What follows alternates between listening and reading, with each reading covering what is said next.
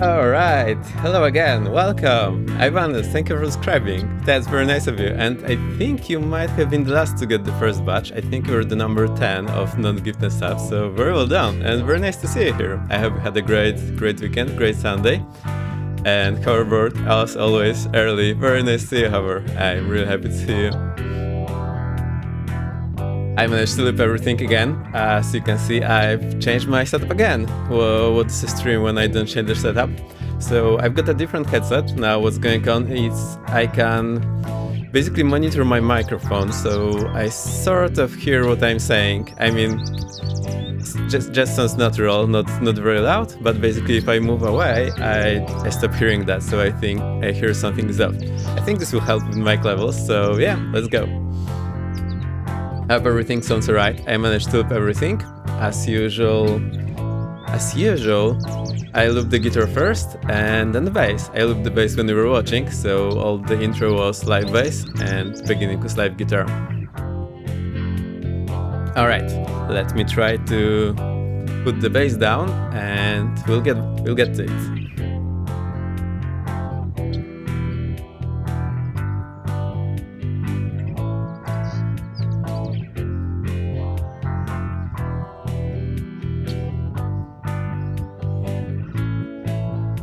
Alright, no, the only thing I missed is I cannot control the volume level of the loop, so it's blaring in my ears, but it hopefully is okay for you.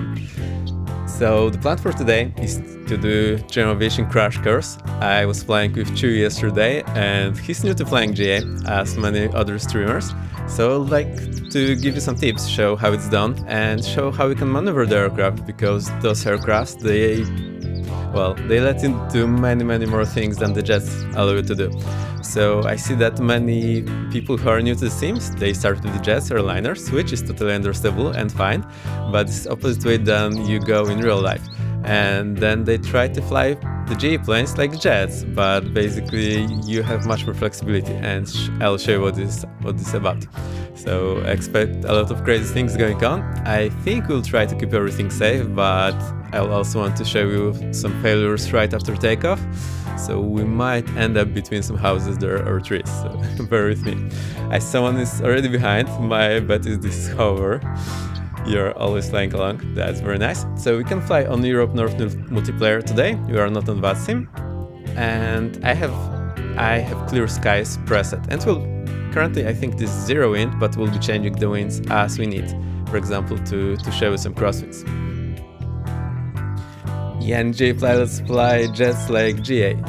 Yes, and that's a big thing. So when you do jet orientation course, what's being highlighted to you is how flying a jet is different to flying a GA aircraft. And every book that you will find probably will outline this, but there are probably no books that tell you how flying a GA aircraft is different to flying a jet, because, well, nobody really needs it in real life. Most pilots start with GA aircraft, even the military ones, because, well, the cost difference is just so much.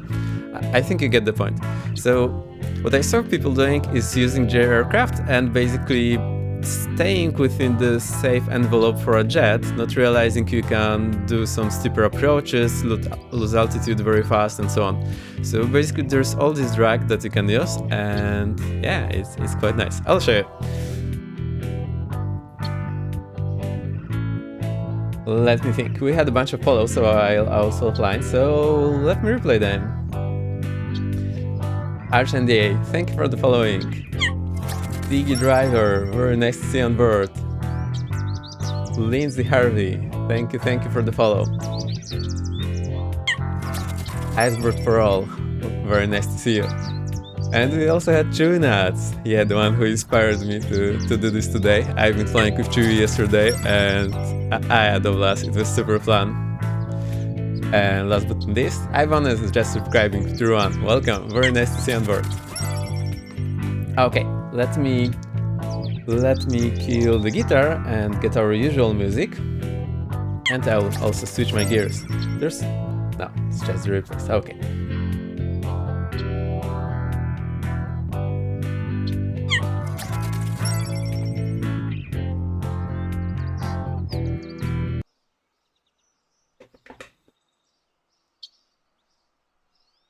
Okay, the music should, well, one sec, I got lost in my audio sources. Okay, music should be going already. Yeah. You can play also sounds on stream with Blurb and SoundLarers extension. They should be available on the right hand side of the video. I believe on mobile it is somewhat similar, so there is this square that you can click and select the sounds. I see Dragons knows how to do that, so you are waiting for the menace, the one and only. Alright, let's now mute the sim, also there won't be too much sounds yet.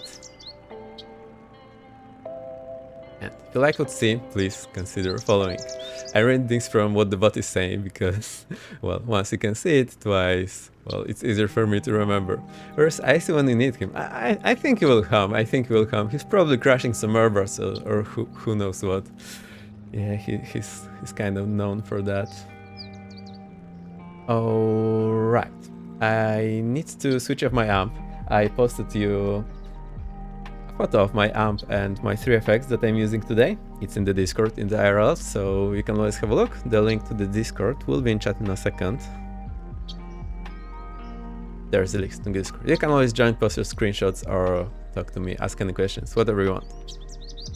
Alright, I'll mute myself for a second, turn everything off, get some comfortable sitting position, and we shall be on our way.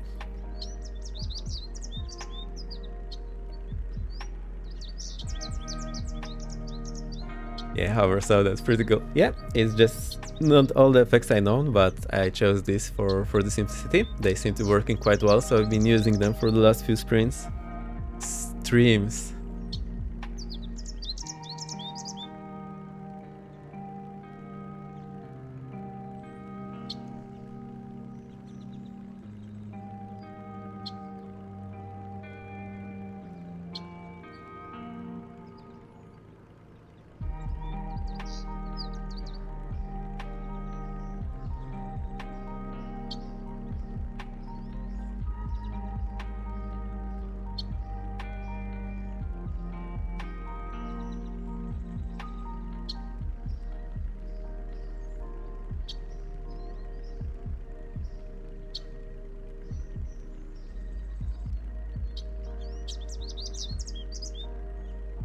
Inas is here, welcome. So what you have just seen me doing is I turned off the amp, turned off the effects for the guitars. I changed the position of the back of my seat because I realized for all the streams I was just leaning forward, which probably puts too much pressure on my back, so I'll try to keep it nice this time. I know I'm here for the first time, but I'm here. Yeah, nice to see you. Is it the first time? No, I think you chatted before. You're not showing us the first chat, so we must have forgotten. I have changed my setup again, so I'm now using different headset, which is plugged directly into my audio interface, and I can hear some feedback from my microphone. So whenever I do that, I do not hear myself, which means I'm probably too quiet for you. Let me know if anything is off with the stream. Up the levels visuals, I sometimes have a green screen shimmer here on the edge. If you say anything, please let me know, I'll correct it. I'm trying my best, but we are slowly getting there. It's definitely a progress. Okay, what you also saw me doing is I locked the caster wheels in my chair. Basically, this allows my chair to stay in position, so I can use the rudder pedals and not slide back. Alright.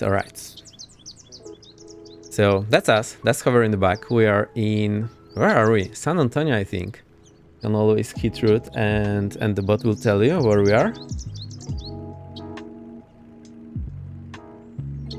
Boom. So we are San Antonio to San Antonio. We'll be flying J. I'm trying to log in. We are on Europe North, Chewich, so better keep this in mind. Because usually I'm on Europe North, so I let it so that people who usually fly, they will know what's going on. Where is it? This probably will not work because ATC bot is sleeping. Let me try to wake it up. Why is it not working? Also on the control visualizer for you today. Where are my bots? Prediction bot, ATC bot. Okay, let's see what happens. Now it works. Failbot is disabled today, but Yeah, not East US. So we are North Europe. So keep in mind, Chewie, it's a different one. But you should be able to fly, no problem. I've never noticed any problems flying on other multiplayer servers. So I can change it with the flow, but I don't think you can if you don't have flow.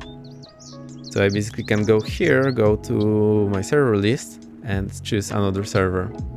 Just like that. So this is pretty nice. I really like this functionality. All right.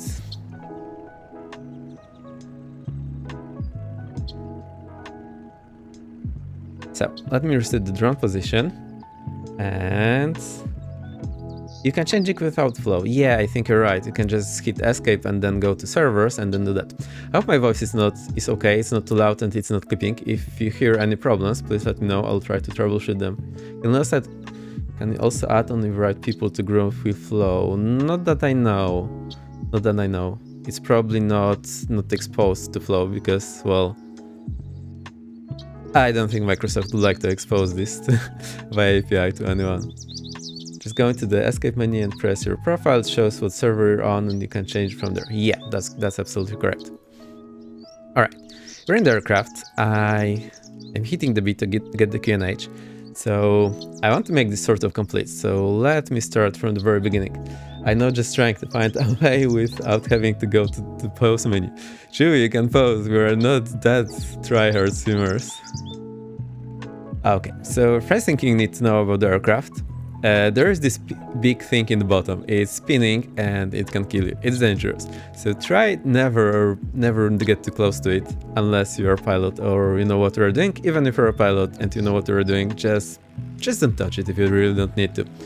So just try to avoid this area in front of the aircraft. Whenever you approach the aircraft, do it from the side, even if you're here. And 1 second, is everything working here? Yeah. So even if you're in front of the aircraft and need to approach it, just walk to the side, approach it from the side, and then decide what to do. Yeah, try to stay away from the shiny spinny thing. Also, it is not always shiny, which can cause even more trouble. Now, what you can do if there's someone inside? Best idea is to walk here from the back, just knock on the window and they will realize you're there and just something will happen. Or just go here tied to the wing edge.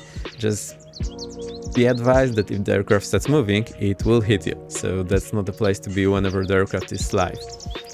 Anywhere from the back, that's a safe place. The worst thing that can happen is just some air blowing at you, which you can survive. That's pretty much what you do. You, as a pilot, obviously do a full walk around, so I will maybe guide you through this another time. Now, when you need to go in, that's not super straightforward, and it looks somewhat easy, but there is some gymnastics required, and, well, everyone can have trouble with it, myself included. So what I'm trying to do, there is this step here, you can see on the bottom. So there is this step. Now what I'm trying to do, I first step my left foot on it, and just remember what it is. Now the door will be open, so you can just grab this edge of the door, like edge of the. Well, let me try to open it so you can actually see what's going on. There we go. So this edge of the fuselage, you can just grab it. So left foot here, right hand here. Now slowly lift your foot off. And you're only allowed to walk on the black area or something that is clearly marked that you can walk there. Anything else, just don't walk there because it's fragile. The flap here is marked as walkable, although I wouldn't advise to step on it. So left foot here, right hand here, then slowly gently lift off and put your right foot here. Now, before you do anything else, stop for a moment and try to remember this position that your body is having, because you'll need it when you are getting back. So try remember, okay, if my right foot is here, my right hand is here, where should my left leg be so that it's on the step? The reason is, if you are getting outside, there is a good chance you will not be able to see the step. So it's a good idea if you remember where it is, so you can just feel it, and this will help you. Okay, now that you have done it, you can put your left foot here, walk a bit forward. Remember to always hold this, because the aircraft can can be a bit wobbly. We are at San Antonio, KSAT, Kilo Sierra Alpha Tango. And I am ramp 22.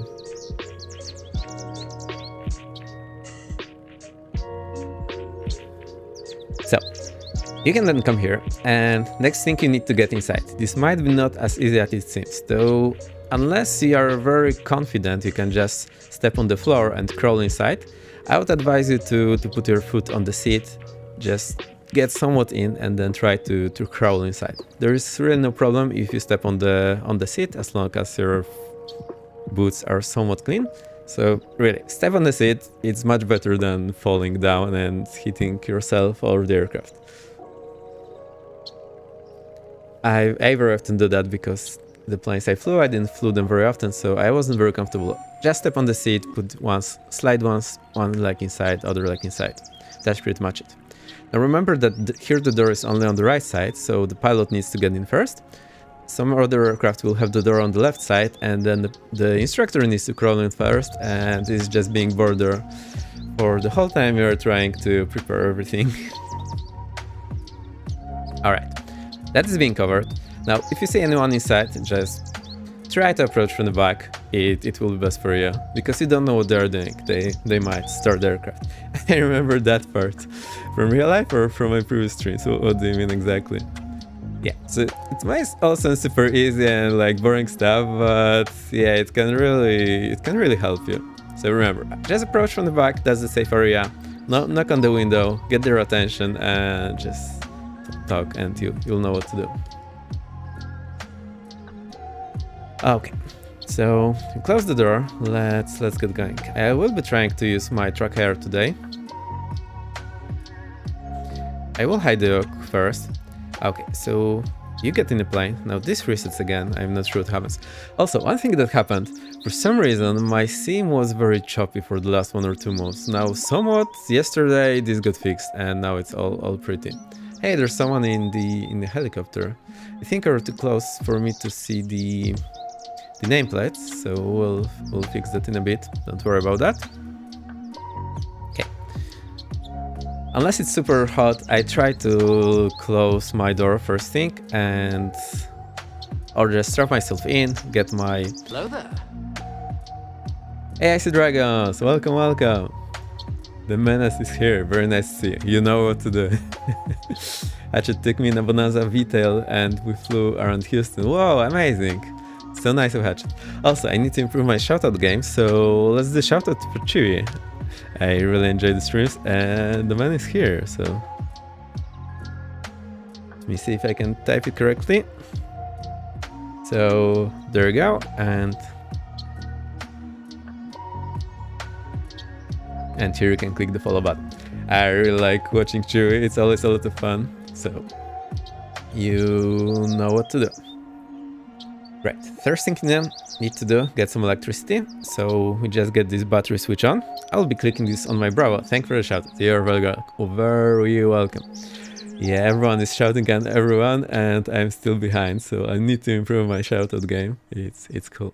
Also, I'm posting the links to my stream whenever I go live in some self-promotion channels on other Discords. Now, I think everyone is okay with that, but if anyone thinks it's too much, just please reach out to me. I can be reasoned with, no problem. So, we get the battery on.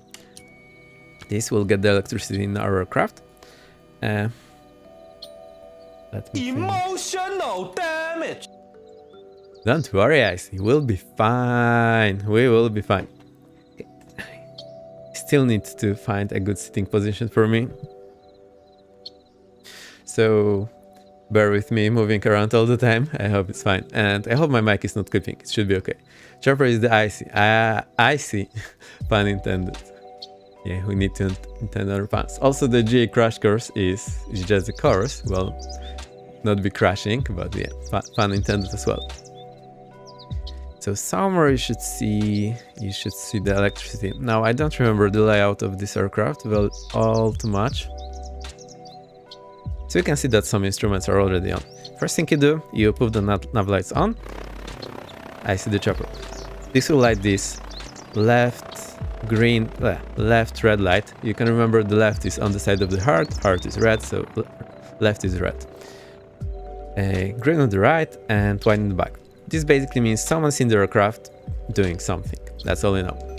Next we do, we get our beacon light on. So this will get this red beacon blinking. This means that you're about to start the engine. So if you are walking here and you see this, definitely do not come in front of the plane. Definitely. If you do not have the beacon on the aircraft, because some aircraft do not have it, what you can do is you can just put your strobes on for the time being. This will also give a similar warning. So that's what I did in an aircraft that didn't have the beacon. Okay, that's pretty much it.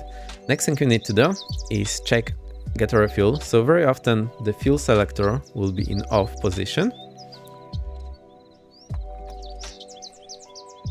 I see the chopper is icy. Cool. So you need to get this to one of the tanks. Try to select the fullest tank. So in this aircraft we can only use one tank at a time. So get this to the fullest tank. You can always check this here on the fuel indicators. Alright, that's covered. Next, your engine needs fuel. So you need to get the mixture in. So by default, this is what you should see. Okay, this is what you should see. The mixture is pulled back. So you pull the mixture, push the mixture forward and give the throttle 1 inch, basically just a bit. Also, if you see those controls here, they have this button. Now the way it works, to move it, you need to press the button and then it unlocks and you can move it. But for very fine adjustments, you can just twist it and it will like screw in or screw out. So for very fine adjustments, you can just screw it out or in. Otherwise, if you need a coarse movement, you just push this button and then it allows you to move. That's how it works. It's gonna pop out, we're going out for dinner. Cool, enjoy. However, I hope you'll have fun. Yeah, it takes a while, so I hope you'll be able to fly along next time. Anyway, thank you for logging in. That's very nice of you.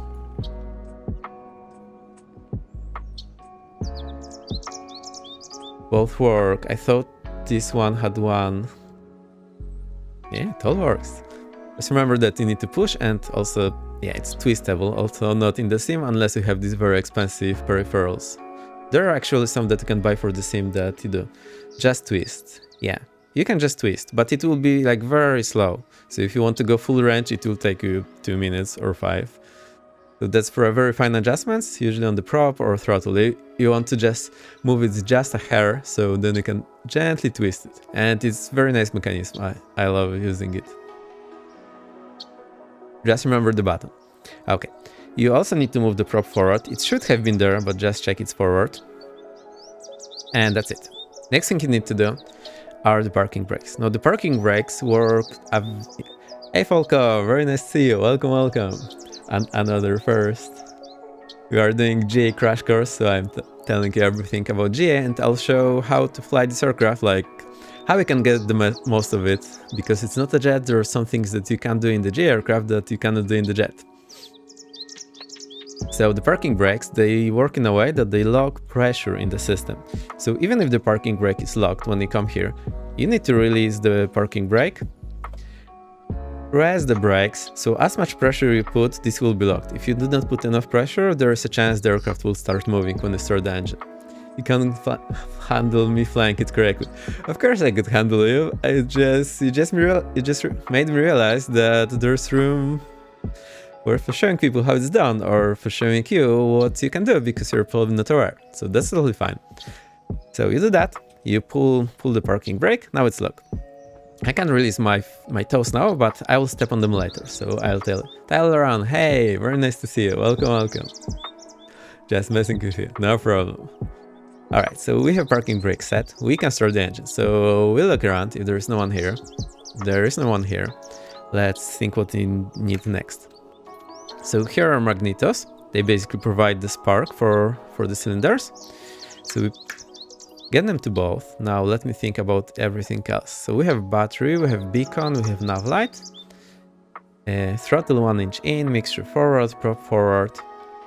Fuel is checked, fuel selector is selected. Okay, you have a look around and then you shout clear prop. SSF 15 is just the best at doing this. So you know what to do. Find the man and he'll show you how it's done. Once it's done, very important thing, you need to step on the brakes. Even though the parking brake is set, you need to step and push it just very hard. Also, this will give you control. If the car starts moving, you're already in control, so you can step harder. So you do that, you move the key to start and wait until it starts. This one is fuel injected, so it doesn't have priming. And I also open the cowl flap. So the cowl flap is open. It moves in our direction here, but anyway, that's the open. So you get to the key, you move it to start, and let's see. It started, so you move it back to both. I'm still stepping on the toes, remember that. Now we need to look at the engine instruments, but I forgot to have a look at them. So we should have oil pressure. It should be rising already. If it's not rising, you have to shut down the engine. Also, it can go very high because the oil is cold, but it should then go down. So it shouldn't go beyond the red line, and it should go down to green immediately. Alright, next we need to stop draining our battery. So we turn on the alternator, and you will probably see here on the alternator gauge that it's charging the battery. It's not now saying it's charging, because on the right of 0, left of 0 is discharging. So that's it. Let's get further. We have the electricity, we can now start our radios. So I forgot where the radio switch is here. It's a bit unfortunate. Oh, it's here, Avionics Master. So I'll just switch it. Boom, all the instruments go on. Remember to turn off your instruments when you are starting the engine, because there can be some high voltage or voltage fluctuations. So if you can, it's a good idea to switch them off. Sometimes you have the engine instruments on the Garmin, so then you cannot. But other than that, everyone advises to simply switch them off.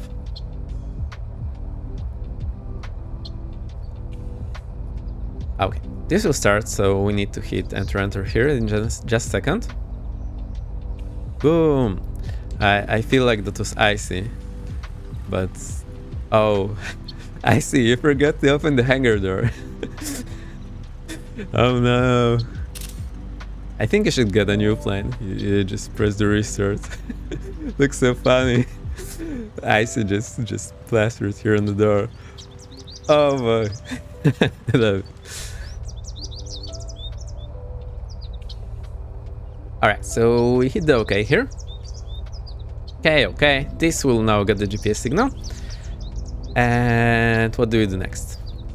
We set our QNH. So if you don't know the QNH because you're flying on an grass airfield and there's no QNH for you, you can just set the elevation. So let's try to see that. So this Volanta, that's where the overlay data is coming from.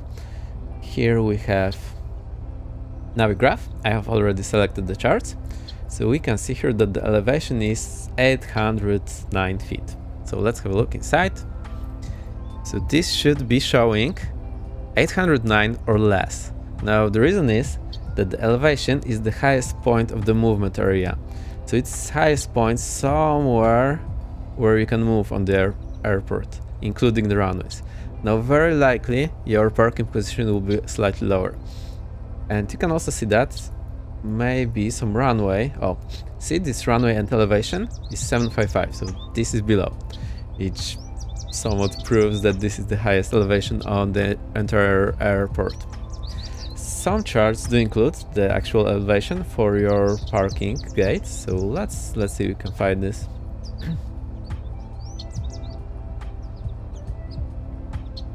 Alright, I do not think it's here. Anyway. In Sim, you can press the B button, it will just set the QNH. It looks somewhat okay, it's close to 800. Okay, that said, route, yeah, you need exclamation mark route, but it's a very disappointing one. But the flying will be less disappointing. Next thing you want to do, you want to set your radios, but we'll not be using them today, except maybe for the LS, so let's set this up. Can you explain the gauge? Which gauge? I can, just let me know which gauge. Altimeter. What do you want to know about it? The big hand shows thousands, the small hand shows hundreds. If you are above 10,000, there will be one here indicating tens of thousands. And also you have the QNH, so the QNH is set here in this window. We've arrived at B tier.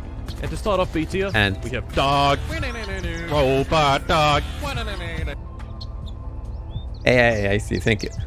And also you have the QNH, so you just twist it, and if, well, basically there is more click in the inches than in the millibars, so you can just twist it to set the correct QNH. Does that answer your questions? So we're asking about the hands. It's like a clock. Big hand is thousands, small hand, well, short, thick hand is thousands, long, narrow hand is hundreds. So this is 0,800. Does it make sense? It's super obvious for me, but I have been reading this for a long time now, so actually forgot, you might not know. Jay, if you have more questions, please let me know. I have this answered. So now we know. Also, you can probably read this. It tells like 100 feet is one. Well, I don't know. Yes, okay. So next thing you want to get is the ILS and runway heading. It's a very good idea to set the runway heading. So we are currently standing over here. Icebird for all, flying a plane is super easy. Yeah, it is. Once you learn, it's super easy, and you think like, why did I need so many years to learn it? And well, it's really hard to try to remember how it felt before I started flying. So we are here, and we'll just take off from 31 left. 07. So the runway heading, oh boy, so we are here on this ramp. We'll take off from 31 left. Runway heading is 308. So what I do is I set this heading in few places so that I have a cheat sheet that I can use later. So I'll set this here on the OBS 308. Now the way I do it, I set this first to a thick mark, so I know where it is, and then move 2 clicks back. So that's 310, move it 2 clicks back. Okay, that's done. Set the heading back to the same place. So 310, 2 clicks left, that's 308. And we can also set it here, because why not? That's one more place to remember the number. Cool, that's 2 clicks. If I think back when I did trackers, all streets were too small for my track. After some time, easy. Yeah, you get the feeling. Asus F15 is here. Welcome, welcome. Very nice to see you. Everyone is here. Well, what a weekend. So nice. We are doing GA crash course. I will show some more aggressive maneuvers that you can do in GA that the jet will not allow you, and I hope this will help some people to fly the GA aircraft, because it's just so much fun, and you have so much more flexibility in what you are doing. Like the airport is below you, sure, you can land there, no problem. Flat spin 1. I don't think the sim supports it. I tried, it doesn't work. Hey Ten, welcome. Captain Cursor is here. Welcome, welcome. Very nice to see you. My CFI at the moment. Yeah. So we're going a bit slow, don't worry, we'll get flying at some point. You're at KSAT, yes. I just showed this one because it matches with the clear sky preset. We are on the clear sky weather preset, so I don't care about the wind and the weather. Far as I know, Jesus never needs a plane, not to think of a fighter plane. I'm going to take it for KSAT for spring break. Awesome. Alright, so this set, we now need our ILS frequency. So we'll just put it here. We go to the ILS chart for 3-1 left, because that's the, okay, so we'll take from 3-1 right, sorry. Somehow it's X'd here, which I'm not sure what it's supposed to mean. Oh, so it's not a runway anymore, it's just taxiway. Okay, we'll use 3-1 left then. Closed, gotcha. Nothing else. Yeah, I just realized, but it looks very big in the sim. We'll see the scenery. Alright, so 3-1 left. Here's ILS for 3-1 left. I think we'll try to use it later. So that's 110.9. Let's set it in. So I push the knob here.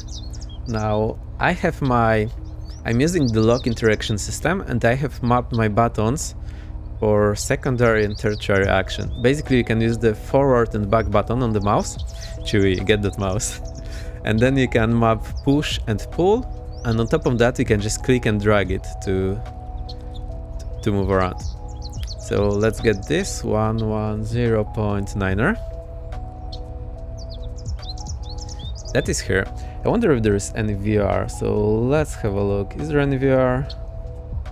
Nah, no VRs. VRs are not cool in US anymore. Use the mouse scroll wheel to turn it really fast. The problem is, sometimes when the plane is jumping around, I'm scrolling the wheel and, you know, there's like a lot of digits to scroll. And I'm scrolling, cookie away, and then boom, I just zoom. So sometimes I like this, just click and drag it. Sometimes that's very useful. Anyway, I also like this push-pull functionality with my back and forward buttons. That's very nice. Anyway. So does it show here that that's the ILS? I think it shows that India Zulu Romeo. Let's double check that. India Zulu Romeo. So that's the ILS. Okay. You won't bother about it for a while, but remember that it's set. The runway heading is set, so we're probably good to go. Let's see if we forgot anything. No, I think we're good. One thing I wanted to show you, maybe I'll show later. I've got the V-speeds for the Bonanza. I'll just try to talk you through everything that's going on, so bear with me. We'll be standing on the runway a lot. If you have a mouse like Logitech, they have a scroll which can be unlocked very... Yeah, I love this scroll, but not in the Sims. Are we doing sleeps today? Of course we are. Of course, that's one technique. Okay, there's two kinds of sleeps. Technically there's one kind of sleep, but you can enter it into it in two ways, which gives slightly different results. I'll show about it. So I hope if you're not in a hurry, we'll do this later on when I show some landings, but first I'll show some stalls, steep turns and whatnot. So I hope you can stick around. If not, we can do this on VOD. Unless you really want to see and you need to go, please let me know, I'll show this straight away. Alright, let's get going then. So let's have fun. Yeah, let's have. To get going, we need our taxi light. Even it's so bright, it just tells everyone, okay, you are taxiing. It also scares the birds away a little bit. Maybe add some fuel before we go. Alright, I can do that. There's never too much fuel unless you're on fire or overweight, which can happen in GTA all too much. I have a bad feeling about this. You need to speed up. Okay, it's looking better now. It's going crazy. You're flying on Europe North server. You can always join along. Just bear with me. I'll be stopping here a lot. Why this didn't work? Now it worked. I see. No! I see. Have mercy over those little planes. Okay, let's have a look where we should go. So we basically go there to the left. I'll go here to the end and we'll taxi the runway. We'll see how this goes. Okay. So, have a look right, have a look left, no one there. Release the parking brake. Add some power. Also, you spent all this time talking, so this probably made the engine warm enough for everything we need. Start rolling. Remember that for turning, you use the pedals, not the yoke, but my first day in a Cessna, I tried to turn with the yoke. It didn't work. I was so much used to driving the car around. Okay, that's it. You try to stay on the center line, so you have to get a feel for it. It's a bit of the pedal dance. The plane is not as easy to drive as the car, so it requires some dance and some practice. Yeah, just don't worry about it. If you are not perfectly on center line, it's okay. Also remember to slow down before any turns. You will get a feel for it. And try not to hit the brakes too hard or do anything too rapid when you are moving in the aircraft. Somewhat hard to see here, but I think we're okay. So we go here.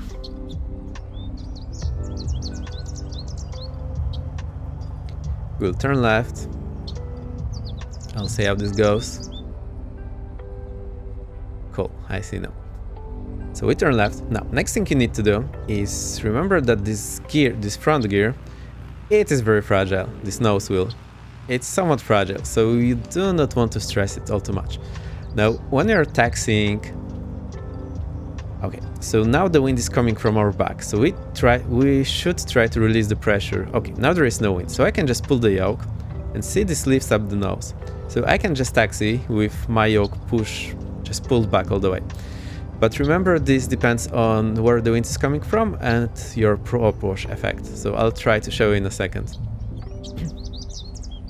We'll turn right here, get to holding position. I'll try to explain the taxi thing. Actually, I think I will be able to show you it by just changing the winds in the sim. Let's try to do that. Got to go dinner up. Cool, enjoy. Bon appetit. So we crossed this runway that is not runway anymore, it's just taxiway. And yeah, it's actually X'd all over. But just here in the beginning, that's interesting.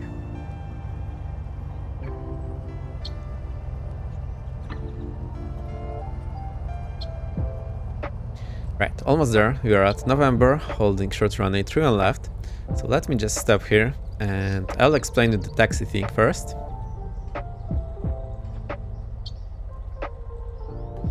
Alright, so now my throttle is idle. Let's have a look here. And if I move the yoke, there's not too much changing. But look, if I add power, the prop wash, basically the air being thrown back by the prop, will act on the elevator. So now when I pull the yoke back, look, the nose is moving up. When I push it, the nose is moving down. It's not very significant here, but there definitely is some effect. See? So the idea is always release the force on the nose wheel because it's somewhat fragile. So you don't want to kill it, definitely.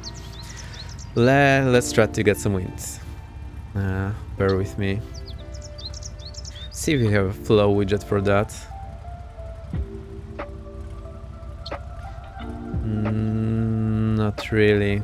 So I'll use the Misfits widget for that. Just go to the web. Not you. Let me try again. Misfits weather. Now the cursor blew up. Let's see. Okay, I think this is okay. This wind here. So let's get some high wind. That's 20 knots. So that's a bit extreme, but don't worry about it. It's just for demonstration. I'm also stepping on my brakes and we have parking brake sets, so let's have a look where we are facing. We are facing 220. 220 is somewhere here. Let's say it's here. Okay, so now the wind is in the front, which means if I pull the yoke, the nose goes up. If I push the yoke, the nose goes down. So remember, if you're taxiing into the wind, pull the yoke. Okay, that's easy. Now if the wind is from your back, so I just turned it, now the wind is from the back, it's opposite. If I push the yoke, the nose should go up. If I pull the yoke, it doesn't work. I think the prop push effect is a bit too extreme here.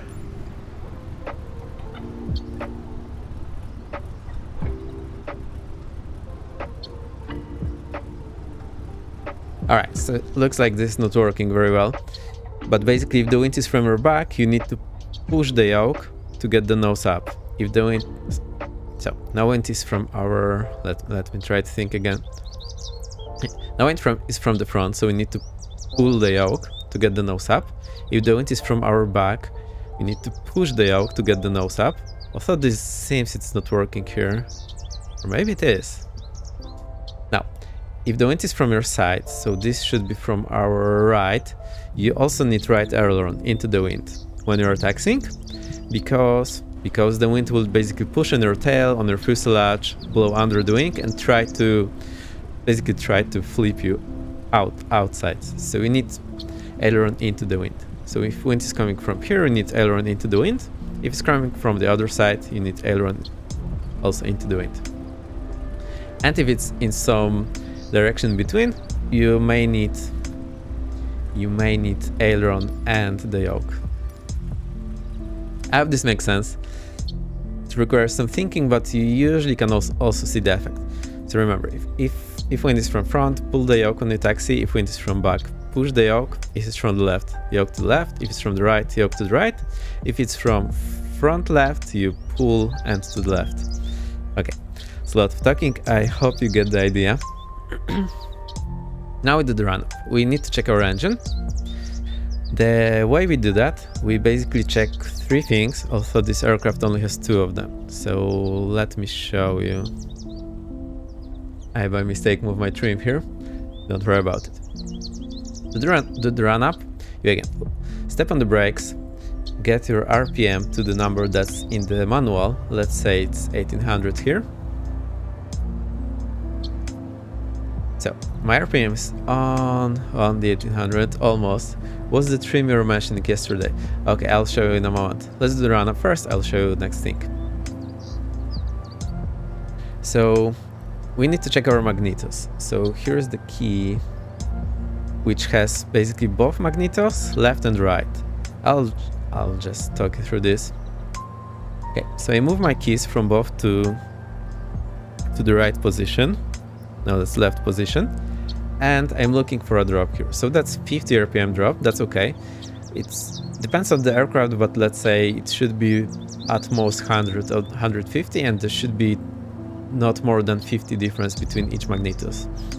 Okay, so this is checked. We go back to both. Let it run for a while. Check that it went back to 1800 and move it to the other one. So 2 clicks to the right and check, okay, it's the same drop, so this is cool. Next thing, we check the propeller governor. So we just move it back and see that it actually reacts, so we know that it's working. Moving the prod back and I seeing the drop here, try not to go below 1500.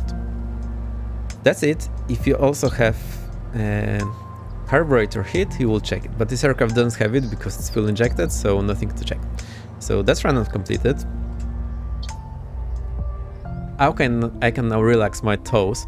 So whenever I'm adding full power, I'm stepping on the toes even though the parking brake is set. Now the trim. So let me try to explain this. You cannot see my yoke, so that may be difficult.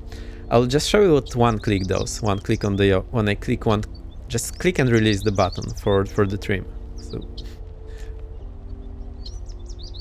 you see it moves a bit.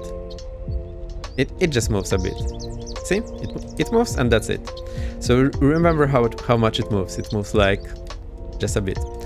Now, the way it works in real aircraft, when you flip and hold the switch, it starts running the motor. So you often use it in a clicks, but it just runs a motor for a very small time.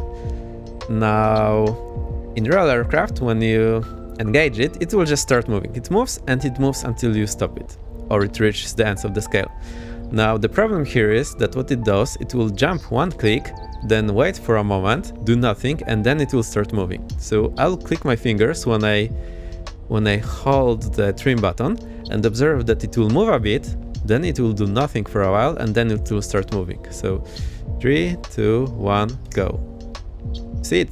Those click, nothing, boom. And that's what makes it so difficult to trim, because you want a continuous movement, but this continuous movement only starts after some time and it's very fast. Now, depending on the aircraft, one click can be very big, like in this aircraft, and some other aircrafts will have one click very small movement, which makes the situation even more difficult because you do not know what to expect. So now this one will be hard to trim because it's implemented that the clicks are... Now I'm using a click on my yoke. Well, let me show you.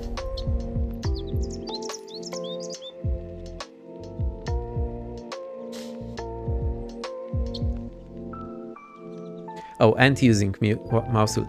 Yeah, but usually when you want to trim, you are in a point where your hands are busy. That's the whole point of having a trim. So it kind of defeats the purpose. So I have these maps here to the input, and yes, you can use the mouse wheel, which basically now works as I would expect it. It's just very responsive. But the problem is, whenever you're flying, you want to trim, you want to do this without moving your hands from the control. You can do long press and hold, yes, but look what this long press is doing. This long press moves a bit, then waits, does nothing, and then it starts moving. I will click my hands when I press and observe that it moves a bit, then for a moment it doesn't move, doesn't do anything, and then it starts rolling. See? Move, nothing, roll. And this pause is giving me a lot of trouble because I just don't feel it. I don't know how long I need to press to move a certain movement. Yeah, spad next, okay. So that's another reason for me to get the spad next. But many people, you know, when you're getting into the sim, you probably don't want to get extra software because the sim is weird. That's a bit unfortunate. Just remember that it works in this way, and I'll try to show you how to use this, so maybe you'll get some idea. Okay, I'll just move the trim so it's showing on the up, the first view. I think this is the correct position for takeoff. Okay, Icebird Pro maps everything with spad next. It's not only the pleasure to map every button, but the way you like it. Okay, I was thinking to get it, and I'm just postponing it, but you know, when anyone complains about the trim, I want to explain them why this is happening, why it's not like they expect it to be. Alright, this is all covered, so I think we're ready. Is anyone here? Joey is here. I think that's Joey. Cool. I see logged up for dinner and Hover is out and about, but I think they will be back. We are not going anywhere, we'll be flying in this area. Alright, run is completed, so we need to get ready for departure. I'll just set up everything, so we go, let me think. Okay, I'll probably just use the buttons here. We do not need pitot heat today because it's so warm. It's southern US. Strobe on, beacon on, taxi light off, landing light on, transponder to alt. We have our VFR squawk code, we have our heading back set, and flaps 1. So we set flaps approach for takeoff. It depends on the aircraft which flaps you need. That's pretty much it. Make sure you have the fullest tank selected, because if your tank is about to run dry, well, it will not be your lucky day. You can also check the altitude at this point, because you can read it from the chart, so that's another good idea. Actually never thought about it. So 779 should be the elevation here, and that's basically, yeah, it's exactly what we're seeing. So that's nice, that's a good idea. I never thought about doing this. Okay, so we can roll. I'll release the parking brake. I'll have a look at the approach sector, that there is nobody there. Even we have been cleared to enter the runway, there is nothing stopping us for checking. Let's add some power, get into the runway, and then there's a few other crucial things that we need to do. Also, I will explain you how the engine works, as if you didn't know. I mean, I will explain you the relation between RPM, manifold pressure, and whatnot. There is never better time to do it. Yeah. Roll around the runway. There is the zebra here. Try to get as much runway as you can. Also, okay, the runway markings are behind us, so that's unfortunate.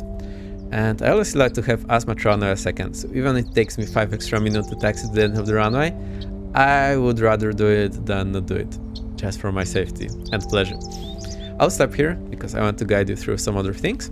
But what you want to do, you want to check that your heading back is now in the forward, so you know this is at least the correct runway direction. Are you on the X12? Yes, I'm on the X12, and it's working fine for me, although for some weird reason my flight sim was very choppy for the last 2 months, 1 or 2 months. But somehow, someway yesterday it started running smooth. Is the grass back on the runway the news, the X12 back? Yeah, maybe. I actually saw in the patch notes that they fixed it, but it doesn't seem to be fixed. Yeah, what? I just don't bother about this. As long as it works. I have spent so much time fiddling with the settings in Misfits. I really don't want to do it anymore. I'm just done. So, you check the runway heading, you look at the heading back at the CDI. Okay, so this is correct, but this might be showing the wrong thing. So you also need to look at the magnetic compass. You remember that it has the parallax effect, so we need to move move into the middle, and read the number. So it's showing 305 and 305 here. Remember that the numbers, or the magnetic compass, they go opposite way. So here they increase to the left, while normally they increase to the right. I always have a hard time with it, and I just try to interpolate this between the two numbers. That's my way to do it. I'm on the X11. Yeah, but I want to have the sweet French generation. It's basically magic. I absolutely love it. And now it's so smooth, but for some reason my sim was super choppy for a month or two. Okay, it's somewhat choppy today again. I don't know. Never mind. Don't bother. Just tired. Read that wrong. Okay. Gotcha. Yeah, it is 49. It's pretty cool. Okay, the RPM. So I'll talk about the manifold pressure first. So there is manifold pressure. Now, yep, that's correct, Chewy. Oh snap, yeah, it's cool. I mean, it's more than I need, but at least I am just happy I can run the sim, not bother about it. Okay, so manifold pressure basically measures the pressure in a pipe that is just coming to the engine cylinder, give or take.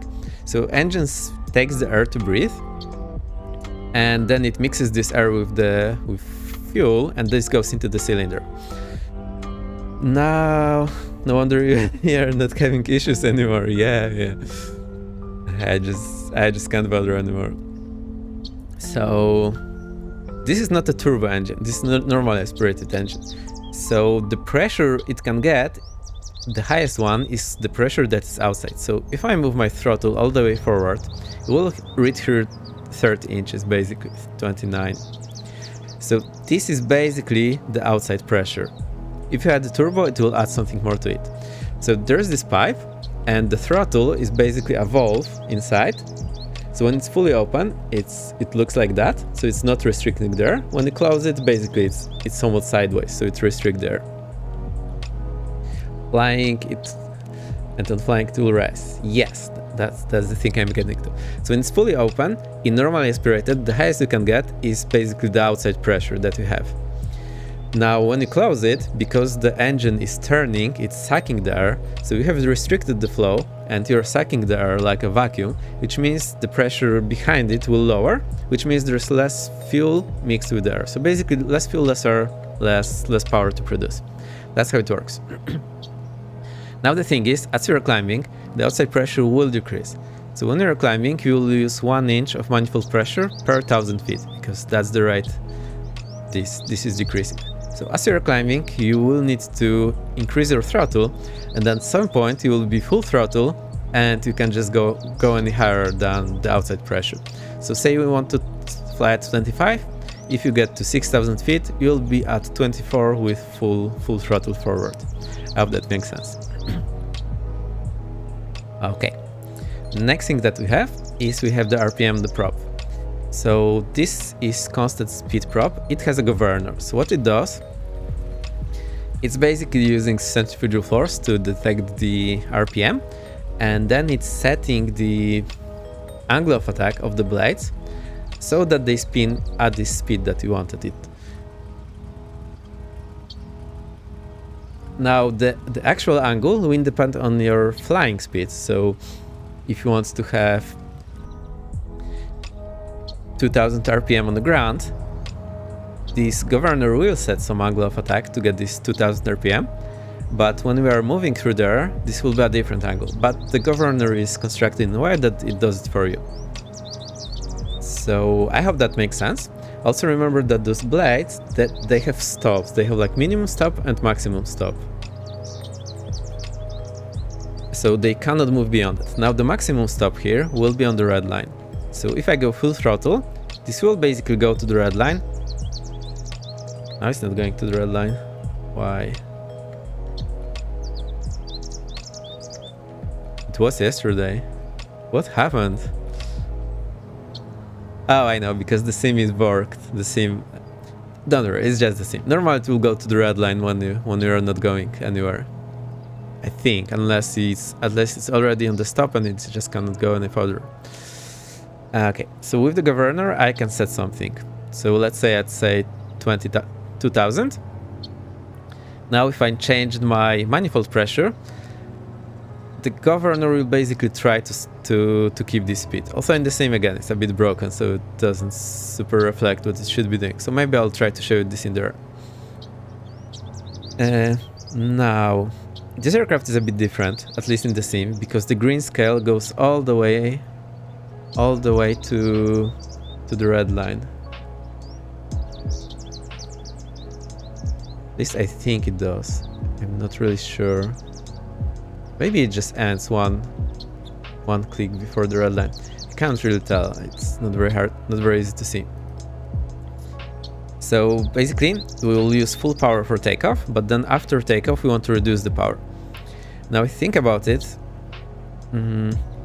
If you want at full throttle, if you want to reduce the prop, what it will do, it will make basically prop from being flat to go to more, well, higher angled attack angle, which will put more force on the prop, and this is a way to break it.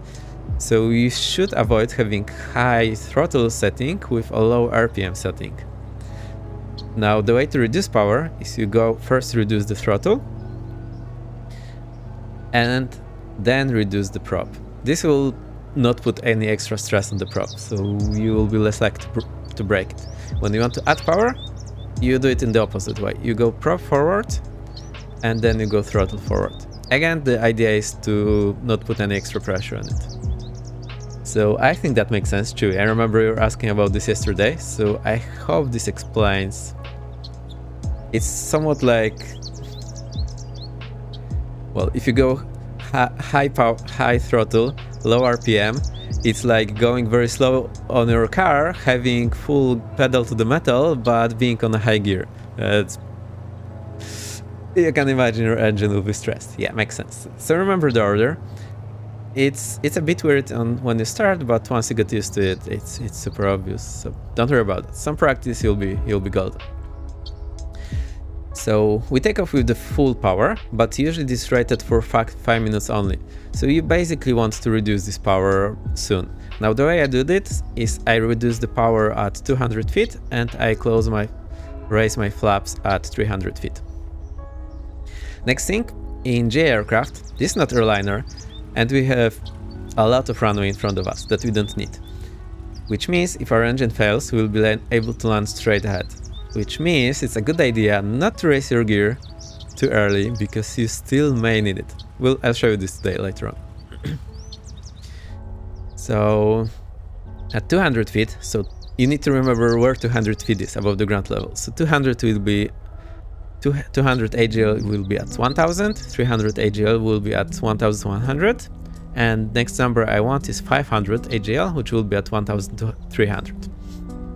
So, okay, let's roll. Parking brake release. I need to add full power. Now, these engines don't like if you very violently add power. They can, well, they can chuckle a bit. That's what they'll do. Try not to do that. Just gently raise your power. 1 Mississippi, 2 Mississippi, 3 Mississippi, and that's full power. You can do this on brakes, but if you don't have to, it's better if you just get rolling. And then just pull the yoke slightly so you release the pressure from the nose gear, especially if the runway is bumpy or if it's grass runway. Okay. Rotation at 60 here. So we rotate, let the aircraft unstick, and we enter a shallow climb or even stay in the ground effect and let it accelerate to 80. Now, once we are 80, that's our, well, the VY, best climb angle, is 78. And we can climb away. Okay, I think I will... Hey, that's 200 AGL. So positive climb, gear up, reduce the power. I go 25, 25. So 25 on the manifold, 25 on the prop. 300, raise the flaps. Okay, I was a little bit late talking about the gear, but I think you get the idea. So at 200 feet, reduce the power, manifold to 25, prop to 25, at 300 AGL, flaps up, and then we go landing lights off. What else? Oh, we forgot fuel pump for takeoff. So fuel pump off and flaps up. Now once the flaps are going up, okay, I'll go flaps 1 again and go flaps up. Whilst the flaps are going up, the aircraft will most likely go nose down. So you need to remember to keep pulling so that it doesn't sink, but also try not to slow it down. Okay, that's all done. Let's climb a bit. I'll show you some maneuvers first. We'll try stay in the general area, but don't mind me. Now we probably don't want to do any maneuvers below 2000 feet above ground level, so we need to climb quite a lot. Now there are 2 important speeds on the aircraft. I'll show you them. So I got the manual, just googled Bonanza POH and I got this. So there's best angle climb speed. No, I mixed it. So best angle is VX. This is 78, sorry. So what I was saying previously, you climb after takeoff at VX. That's best angle. This is 78 knots. And best rate is 96. Remember that best rate will always be higher than the best angle because, well, geometry. I can draw this for you if you want. But basically, best rate is always higher than the best angle. Best angle is what you need to remember by heart. That's very important speed. So 78 in this aircraft. So let's climb at 96. Okay. now the trimming. I have some time. The whole idea of the stream is to release the pressure from your hands. You do not want to apply the pressure on the yoke all the time, because I'm just an easily weak human. So the idea is to get the trim. So whenever I'm pulling back, I just add trim click by click and slowly release my yoke until I no longer have pressure on the yoke. Now what the trim will do, trim will keep constant airspeed for you within a reason. So if you get it, so I now pull it up, release it. So remember we were trim at 80. It should go to 80 in a moment. It will just wobble around, but the aircraft will get to 80 in a moment. I'm really not doing anything. Maybe just see it's going up, down, but it will basically oscillate around 80. That's the idea. Except that we are in a turn, so that's breaking it a bit. So remember that you trim, well, trim basically sets your airspeed, but what you want to be flying is certain pitch. So if you want to trim, let's say if you want to trim for this 96, so that will be somewhere here. Oh, and remember I was 25 on the manifold, now it's two clicks down, so I need to increase the power. And I'm full throttle now, I cannot go any higher than that. I'll also need the mixture, maybe I'll explain the leaning a bit later. Okay, I can do it now. So for leaning you need the AGT, and if I remember correctly, you just pull the mixture to find where is the peak on the AGT. So I pull it and the peak will be, I think that's as high as it goes, yeah, see? So now we need to go 100, so that's the peak. And I've been pulling the mixture. Now we need to push it so it gets 100 degrees below that peak. So I just push it a bit and we go up here. So that should be leaned properly, give or take. Again, you should probably check the manual for your engine because it might be slightly different. So bear with me. Chewie is there, that's nice. Iceberg for all is there as well, awesome. So nice to see you. Okay, so for training, let's have some pitch. And remember that if you want to fly a certain, well, if you're not changing power, remember to look at your pitch. This will keep you at constant speed. So now I'm pushing the yoke and I want to trim. So I will just move the trim click by click, nose down, and try to keep the same pitch. So I'm moving the trim down and slowly releasing the lock. So click, release, and I think that's it. No, 2 more clicks. and it will basically keep the speed for me. Now if I pull it up a bit, release the pressure on the yoke, it will go down, then it will speed up again and get to the speed.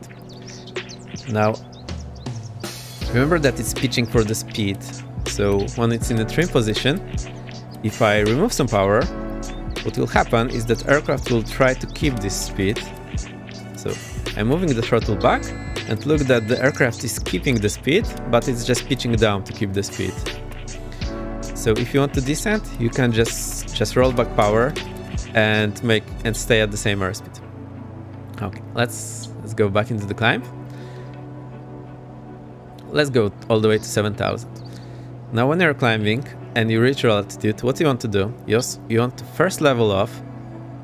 To level off at 7,000, let the aircraft accelerate first, and then reduce to cruise power. So let's say we leveled off and I want to reduce to 100 knots. So I'm keeping the airspeed and reducing to 100 knots. So I'll just put 22 on the prop and let's see what we need here. I think 120 is what we'll be flying.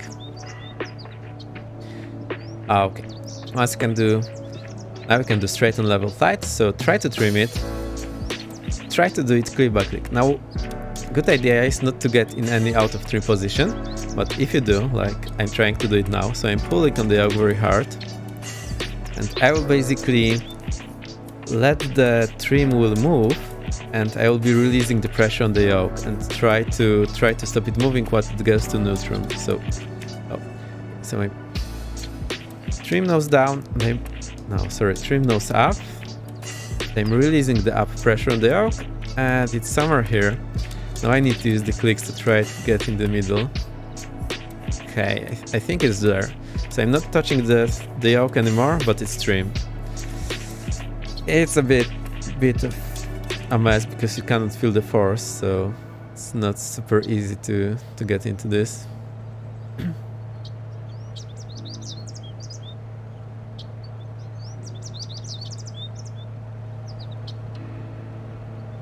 I'll get the music a bit louder for you, and the sim as well. Question. Dave Line, welcome, go! I see you read the title and brought your question. Go ahead.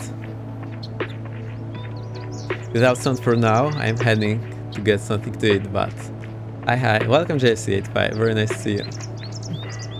Okay, once you're typing the question, now when you're entering in turn, you will need to put a yoke back a little bit. So if your turn is very short, I'll just put the yoke.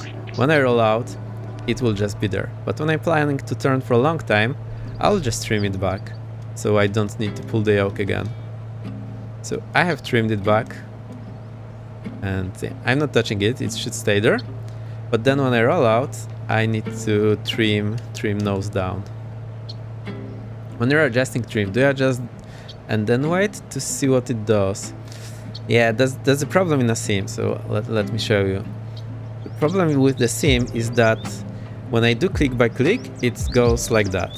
But when I click and hold, it will move one click, then do nothing for a moment, and then move like crazy. So nothing, pause, move. Alright, the nose dips or rises. Alright. If you move the wheel forward, the nose will go down. So moving wheel forward or pressing the button forward, it means nose down. When you're pulling the wheel or moving it back and clicking the button towards you, the nose will go up. But remember that it's pitching for airspeed, so trim basically will try to keep constant airspeed for you. I hope that makes sense. So we got super high, that's nice. Let me get to this 8,000 feet as we're climbing anyway.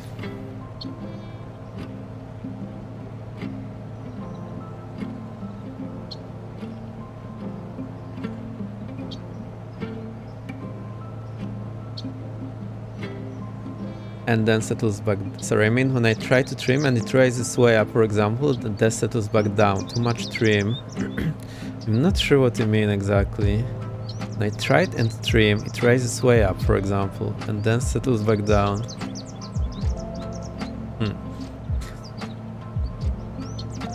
Let's try to look. So I go trim very up, and I need to be... Well, the problem is I cannot see the both of them. The issue I was telling you, but what's your issue? I'm not sure if I get it.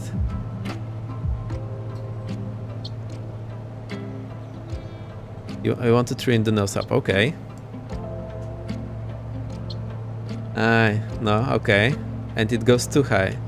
I turn the trim wheel, okay. And it pitches way up, so it goes too high. Then you need to go nose down.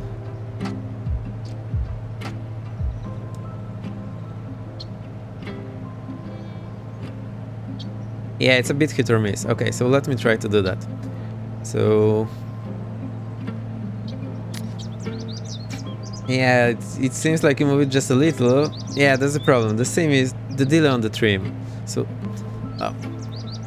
Let me try to show you again. Look, I will click my fingers when I push the button.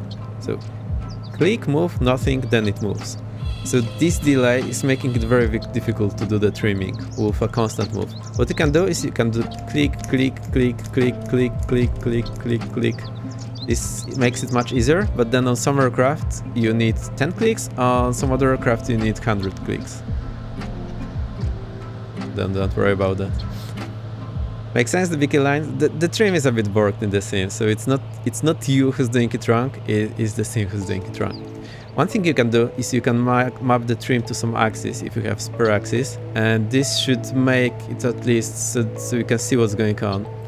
I have the same issue, yeah. Okay, so next thing you want to train is steep banks. So for steep banks you want to keep constant altitude and go to 60-degree turn. Maybe you want to practice a slightly shallower turn first. So I'll try to stay at 7000 and do the 60 bank.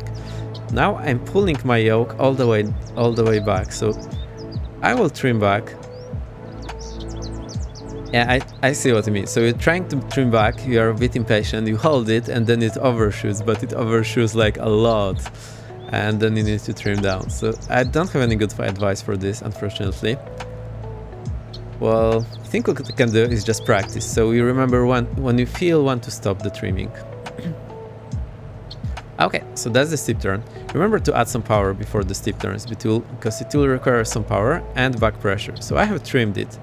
And now I'm trying to stay at 7000 feet and 60-degree turn.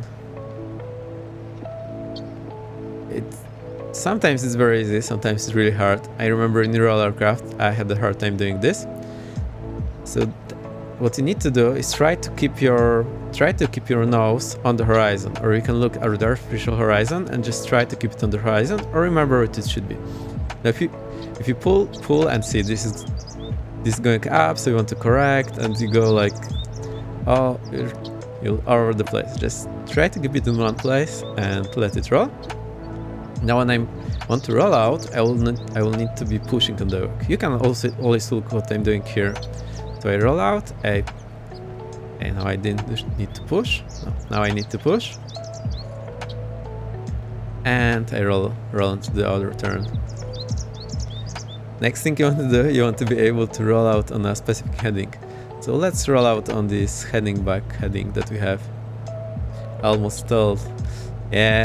Yeah, that happens because you're trying to correct the altitude by pulling, and it can get you into the stall warning. I will discuss this later. So try to be gentle. If it's too hard, just ease off for a moment, get it under control, and then go again. So let me try to roll out on the heading back.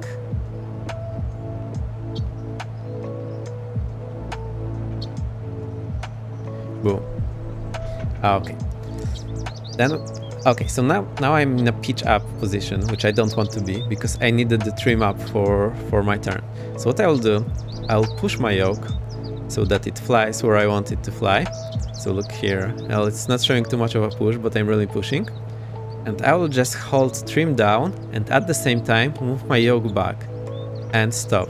But I was a little bit light, so now a few clicks back and it should be okay. This streaming is a bit hit or miss, unfortunately. I really don't have any good advice, except for mapping an axis and only using that axis. That's the only thing that will make it easier for you. So let's do now one 360 to the left, so I'm pulling back again. Let me trim it. I just click by click trim. Okay, we'll try to stay at 7500, that's what we had.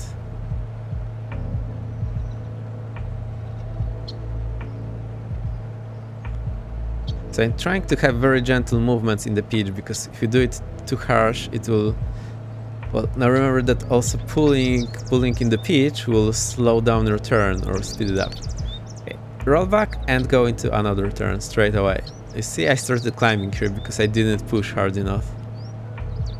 Let's try to do it one more time.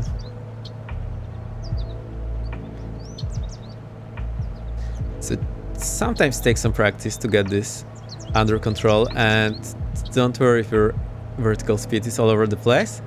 It requires some practice, and I'm not always best at doing this, so bear with me. Also try to keep at the 60. Okay, let's roll. I forgot to push again. So when you roll out and you're in trimmed position, you need to push. Let's do it one more time. There's Chewie over there.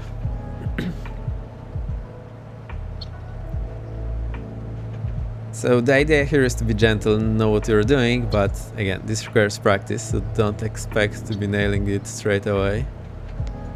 Also depends on the aircrafts. In some it's easier than the other. Okay, push.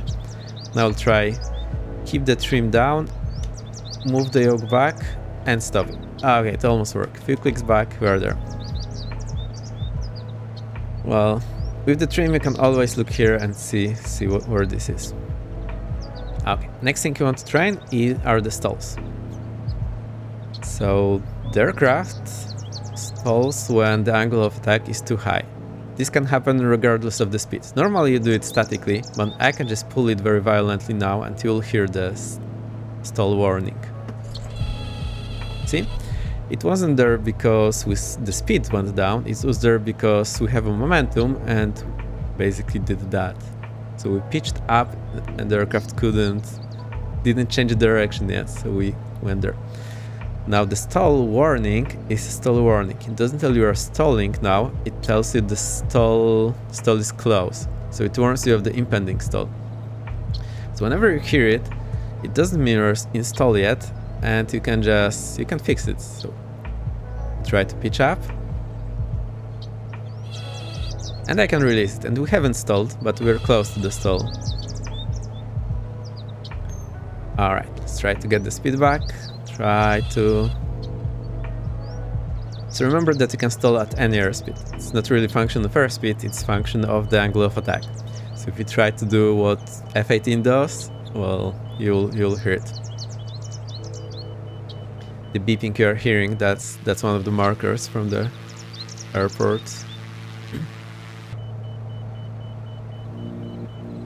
Where's Chewie? Chewie is there. Okay, so I can roll back. Let me try to slow down here. I'll go 20 on the prop.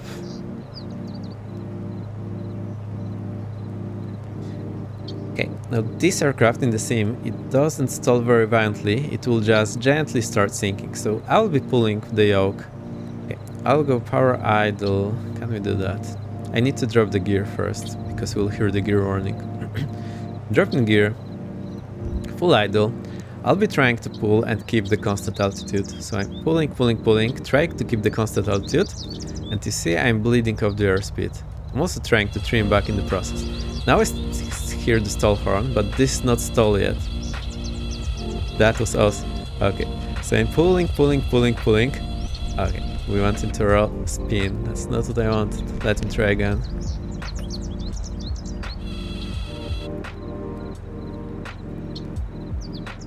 I'll go prop full forward then. So I want to do it statically, like enter the stall statically. So I'm just trying to have the pitch somewhere over the horizon and try to keep the vertical speed somewhat close to 0. Pulling, pulling, pulling. You can also see my yoke here. Okay. I'll try not to fight for the vertical speed.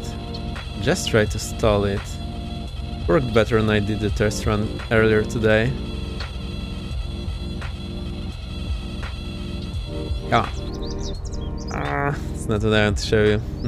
Let me think. I'll do it with some airspeed maybe. I seem froze for a second. I want nose down. Yes. I wanted to show the stall first. Also go full flaps maybe. Maybe this will help me a bit.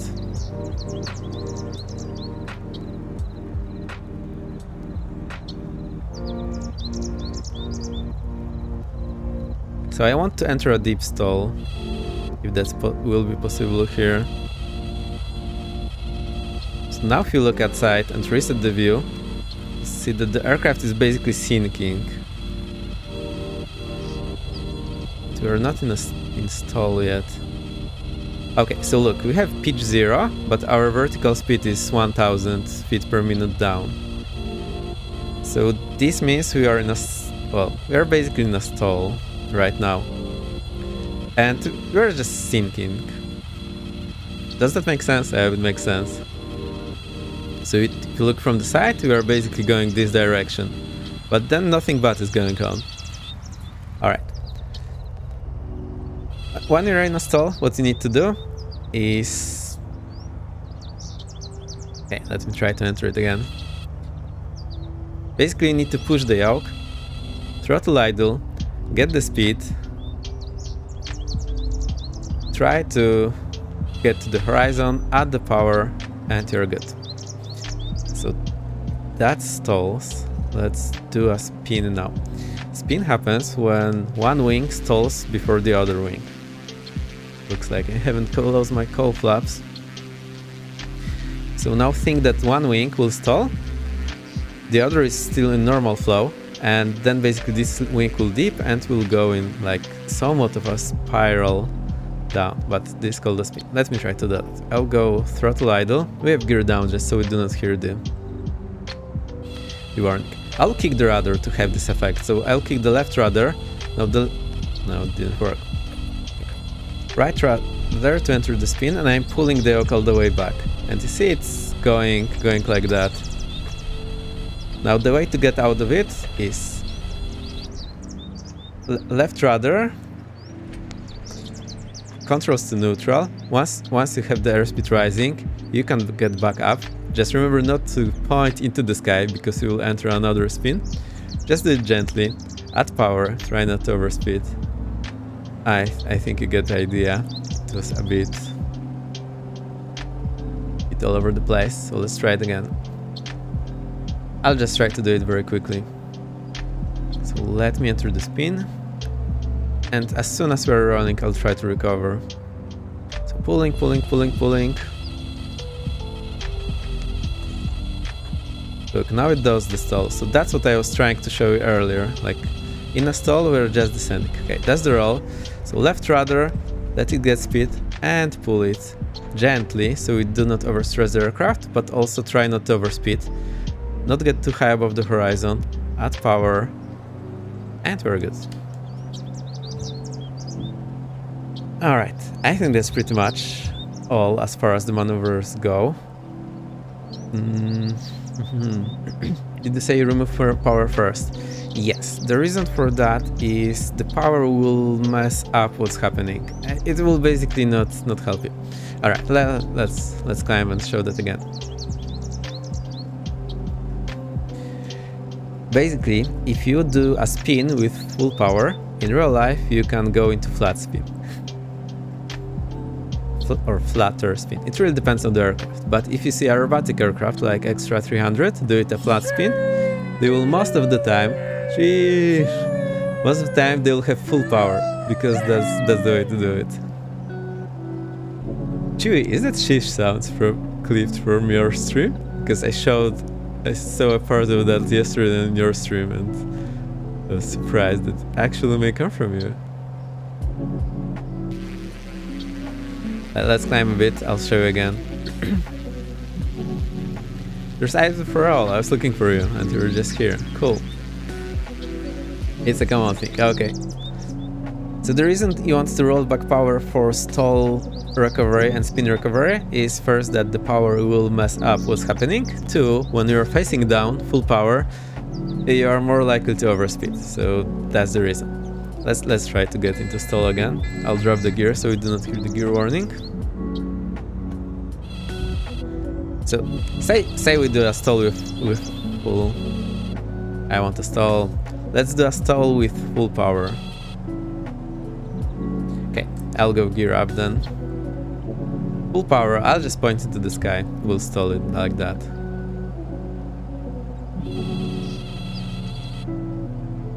Okay, it's going into the spin, so let it spin. Okay, it's a stall. So power idle, push the yoke, get some speed, get it up, add power, and try not to overspeed in the process. Try not to point into the sky as you roll out, because you'll just stall it again. Now for the spin, let's try to do that. Okay, power idle, controls to neutrum, opposite rudder, make sure it stops spinning, and recover. Now, one more thing you want to know. There are two things that look somewhat similar. There is spin and there is spiral. Now, the spin is basically auto rotation. It happens at the low speed when one of the wing is stalled. Spiral happens at higher speed. How can I explain it? So no controls except for that. Yeah. So okay, now this is a bit different because Panagon, hey, welcome. So because I am purposefully entering the stall or spin, that's why my controls are somewhere to begin with. Like, okay, say I'm just talking to you and I unintentionally pull the yoke and I go into the spin. And I look, whoa, we're in the spin. So release everything, then opposite rudder, so you stop rolling, get the speed, try not to overspeed, not to overstress, get a bit above the horizon, add power. I forgot to go power idle there because I didn't remember I have power. The big line. I hope it makes sense. I know it's a bit chaotic explanation, but yeah. Now it depends on how you enter the spin. You may or may not have the controls in some position. So that's the reason why you need to go neutral first and then get the opposite rudder. Let's try again. Okay, that helps. So maybe I'll just stream it up. So let's stream up. I think it will enter the spin like that.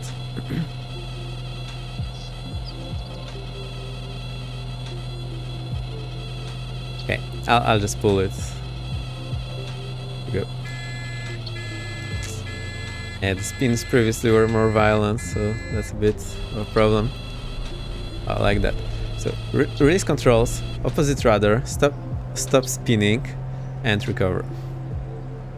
Mayday, Harrison. No mayday, we're just training. Let's climb, and I want to show the spiral. I see dragons here in the extra. Awesome. So nice. So remember, in the spin, one wing is stalled. That's the reason the spin happens. And the airspeed will be slow, but your airspeed indicator may not work properly when that happens. Oh, we're still over there. That's amazing. But you will hear that the whooshing sounds are a bit quieter because you are going slow. And also you will be... I'm not sure how to explain it. It actually depends on the spin because you saw the ground.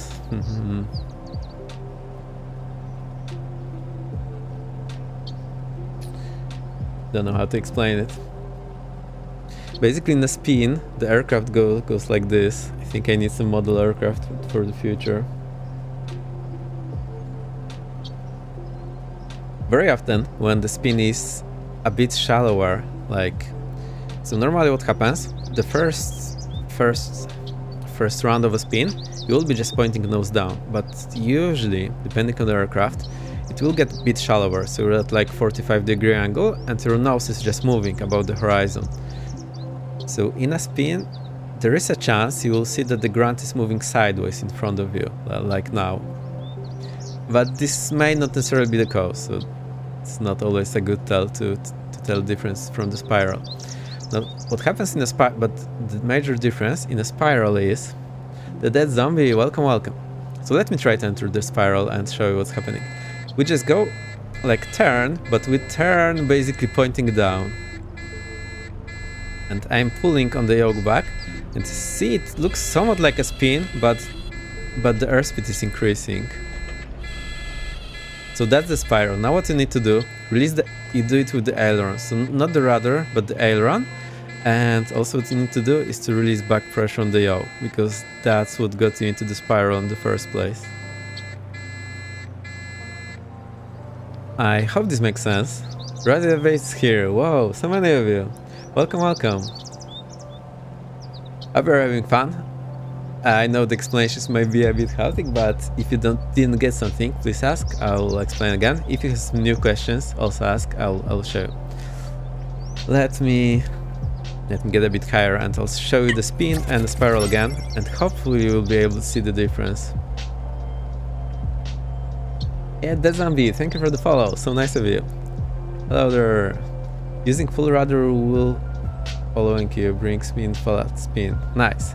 Depending on the aircraft, it will do a flat spin or not. Some aircrafts are even impossible to stall for a continuous time. But I may now take in a ton of it and show it to you. Okay. Yeah, I can do. Chance to get out. Okay, if you want to, we have a Discord, so you can post it there. I can have a look. The link is in chat. Yeah, somehow mine doesn't want to do this flat spin here. So let me try to get in the spin again and show what's going on. So you will see that the airspeed should at least stay relatively slow. No, it's not working. Now it's working. So that's a spin. And see, the airspeed is slow. Okay. Rather get some airspeed and level off, add power, very good.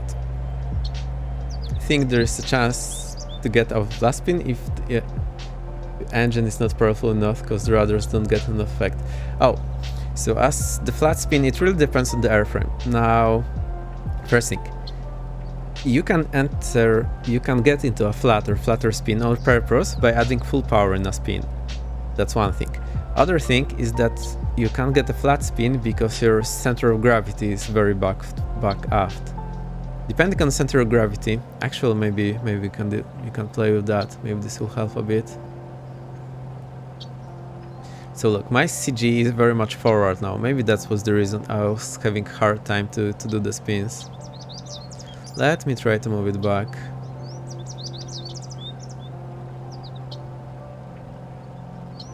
Oh, I think I'm not flying when I'm doing this.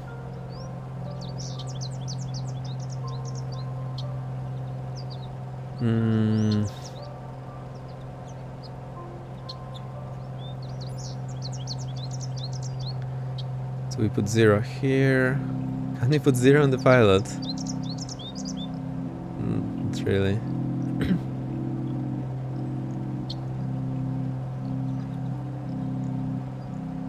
Okay, I think that's as much back as we can get it. Maybe let's get a slightly less fuel. Well, let's see what happens now. Yeah, in flat spin the rudder will not have too much effect, so again, you will probably not get into a flat spin, unrecoverable flat spin in a normal aircraft. Let's see what happens now.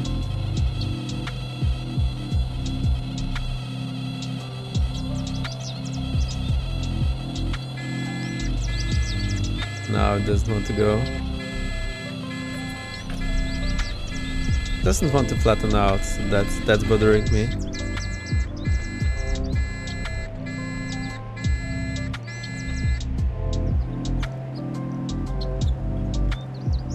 Alright, I think we have enough of that.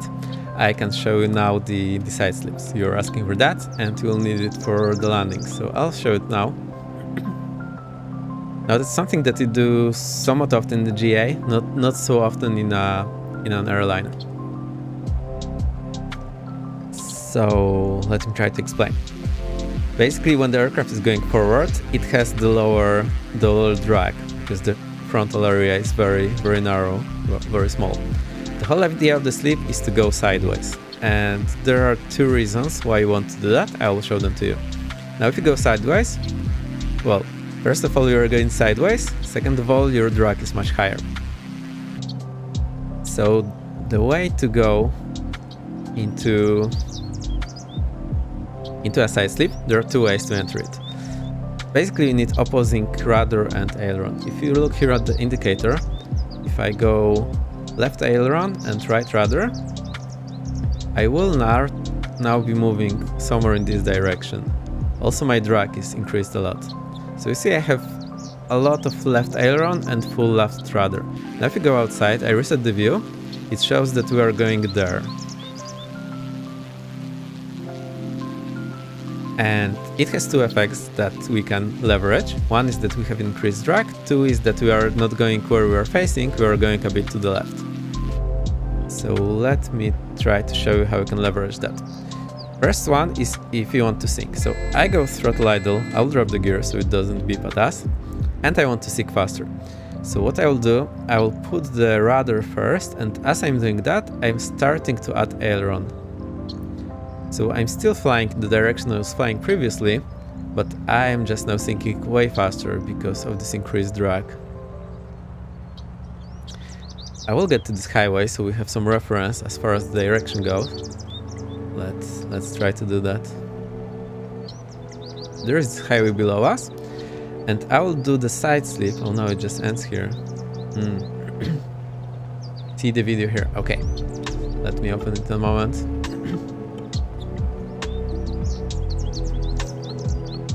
So we'll just go this direction. So I'm flying straight, power idle, I want to sink, but I want to sink faster. So I'm adding right rudder and compensating that with the left aileron. Now my nose is supposed to go to the side, but my aircraft will still be flying along this highway. So that's where we are flying now. Now because we are flying sideways, our drag is way higher, so we are sinking faster.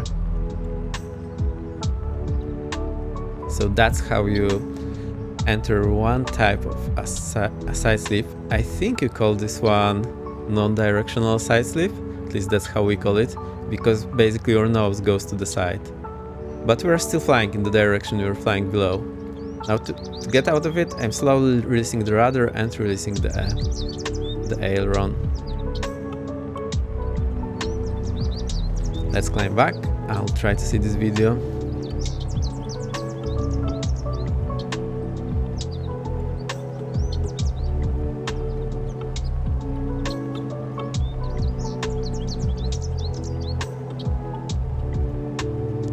Okay, I'm not looking where I'm going, so bear with me.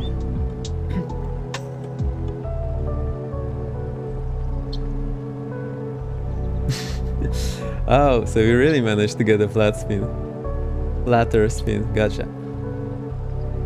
But did you need to use full throttle for that? Yeah, interesting. It's a bit a hit or miss here in the sim, so I'm not only to get into it. Okay, but you should be able to get out of it also. I don't see any reason why you shouldn't be able to. Unless you got full power, so that's one reason to reduce the power, so you're actually not in the flat spin anymore. Okay.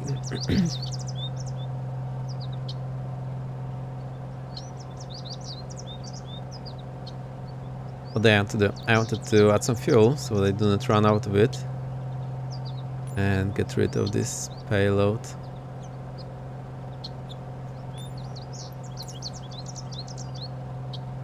Okay, I will show you how the side slips are, how we can use them for landings. So the one I showed you, say you want to land at this runway just in front of us. We are super high. In airliner, no way you can land here.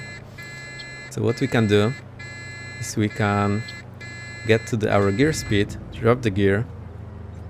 There's not an air going on the rudder. Yeah, that's true. but you shouldn't be able to go into a flat spin in the first place unless you did something very wrong. Is rotate paying attention to all this wisdom? I know, maybe it is. So look, now I'm doing a side slip, so I'm putting full right rudder, full left rudder, and I only have one notch of flaps, and look how fast I'm sinking. Now, usually this is not allowed with the full flaps, because it will cause a severe vibration of the flaps, and it might just, well, damage them. So full right rudder, and my nose is to the side. I'm just controlling it with my left aileron so that we do not turn. Now release it, and then you can go and land here. I think you get the idea.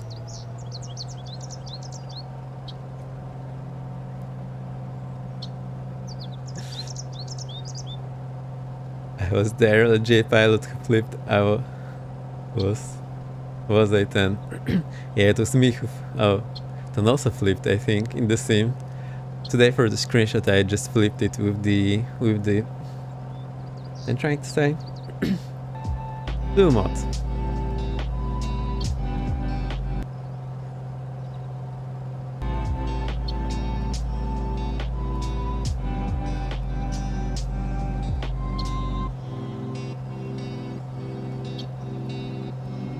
So Chewy, yesterday when I managed to land, although I was so high, that's basically what I did. I slowed down, dropped the gear, dropped one notch of flaps, and full rudder, compensate with aileron, and in the side slip you can just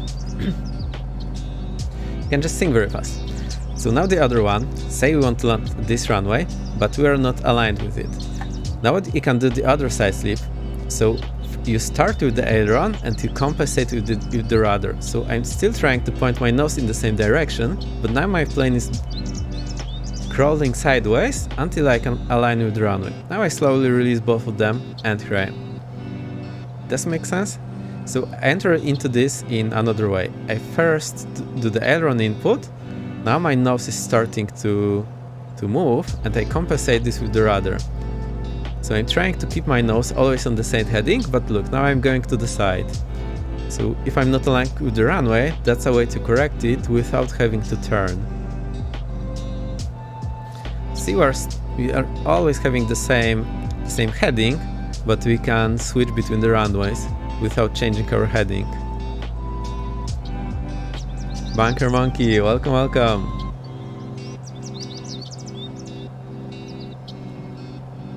This is something you can do while maintaining altitude, for example, or quick speed reduction in flight. You can do this while maintaining altitude if you add power. For a quick reduction of speed, I wouldn't do that, because it puts you in some weird spot. Hey Bunker Rocky, I need to Wings Reaper, oh no. Okay, quick speed reduction in GA is very simple. So say we are flying. Say we have prop 22 and manifold pressure, I don't know, 25, and we are doing 130 knots. I want to go to at least 130. Let me try to stop the climb here. Okay, so way to reduce speed in GA is very simple. Power idle, drop forward, keep the altitude, and look at the rest speed. Now, as soon as you're in the gear down speed, drop the gear, one notch of flaps, two notch flaps, three notches of flaps, and you see where we managed to slow down very, very fast. Now, add the power at the speed you want, and I'll try to keep 80 here. And I need to trim way back now. So this is how we slow down in J aircraft. Makes sense? Rotate a bit? That's how we do it. That's the safest way. Wow, that's impressive. Yes. And I also want to show you the high-speed approach on ILS, where we'll use this technique. But now I'll show the side slip again. So now I'm using just the side slip to get between the runways, but if there is crosswind, I can use it to compensate for the crosswind. So I'll show you this in a moment. You all know that you can crab into the wind, but you can also just use the side slip, the directional one.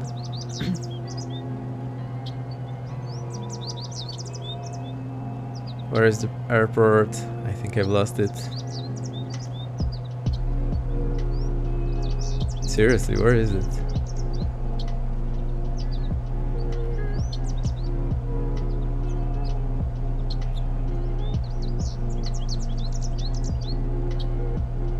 Oh, it's there. Where's our runway? No. See, we just went so much to the side.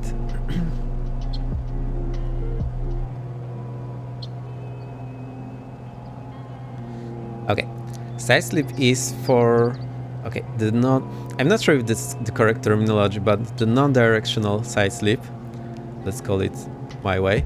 So the one where you initiate with the rudder, and then compensate with the aileron, so you don't roll, so you don't turn. This one is using to lose altitude. Yes, we are using multiplayer. We are on Europe North, and we are at San Antonio. So this one we use to basically get more drag and descend faster. It's mostly used in the glider, but yeah, I've used it in JN Aircraft a lot. So you see, I'm now going there. And the thing is, like, you're flying straight, and you want still to flying into this direction. So I'm adding the rudder, and then compensating it with the aileron. But I'm still flying there. That's why I call it non-directional, because our heading went off, and now I can lose altitude like crazy. Then I go back by just releasing them in a controlled manner. The other one, the directional side slip, we use to either compensate for the crosswind or do a side step to another runway. So say you are on ILS on this runway, and you can now see the runway, this one in front of us, but you actually want to land at the other runway. But I want to do this without doing the turns. What I do now, I initiate with the aileron, and then I add rudder to compensate. Now the difference is that my heading is still what it used to be before, but I am stepping to the side, so I call this directional side slip. And the Earl Fixed Wing guy teaching me. So see, we managed to step from one runway to another without changing our heading, basically.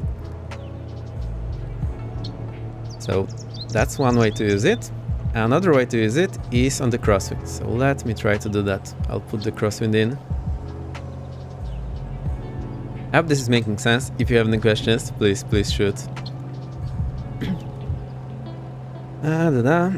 So you all know the crab technique for a crosswind, because all airliner guys do this, and you all love airliner guys. But in GA, this is not the best way. The better way is using the side slip. So let me get some wind.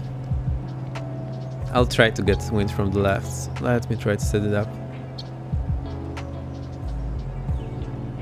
So we are now heading 300, so we need the wind from... let me think. Yeah, somewhere from here.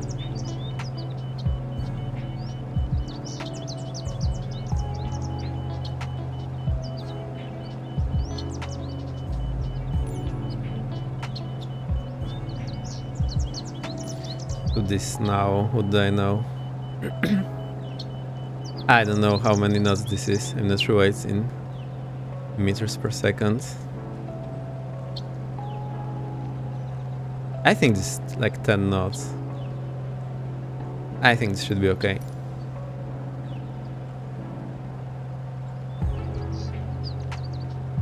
Side slip are mega. Yeah, they're super cool, and it's very nice to use them because, well, when you need them, it's too late to learn, so I would recommend to learn them first. I was confused initially, as it's similar to a maneuver we do, but it's solely to create drag and slow, hence me thinking, I see.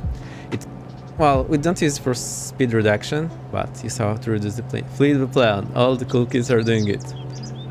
Okay, I'll do it in a moment. Back after dinner, cool. Show the side slips and a lot of things, how to slow the plane down. So let me try to show you how to compensate for the for the crosswind now. Or idle. Now I'm not worried that I'm pitching up, I'm just waiting for the speed. So 1, 2, 3, gear down, flaps 3. Now look, if I'm on the runway heading, the wind is pushing us to the left. You see that the runway is moving to the right. So now I want to compensate with the side slip. So I put in the aileron and compensate the aileron with the rudder. And see, if I do it hard enough, without changing heading, I am managed to slip to the right. So that's how we land in a crosswind. Now look how much drag this aircraft has. In airliner there is no way to do that because you cannot get so much drag in an airliner. So we are still moving to the right. Look, I have rudder to the left and aileron to the right. We're a bit too far, but that's okay. You want to be on the upwind side, so the wind is coming from the right. I want to be on this side, so the wind will blow me up there. Okay, I'll just add a bit power. And I think that feels a bit awkward is you need to touch down right wheel first. So see, I'm still having the side slip.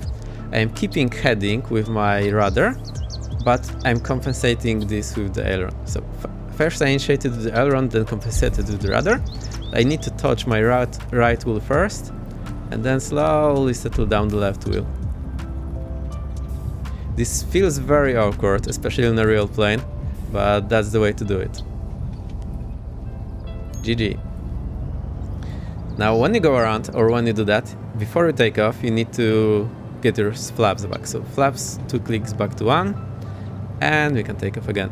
Now I need right aileron again, and left rudder for the similar reason.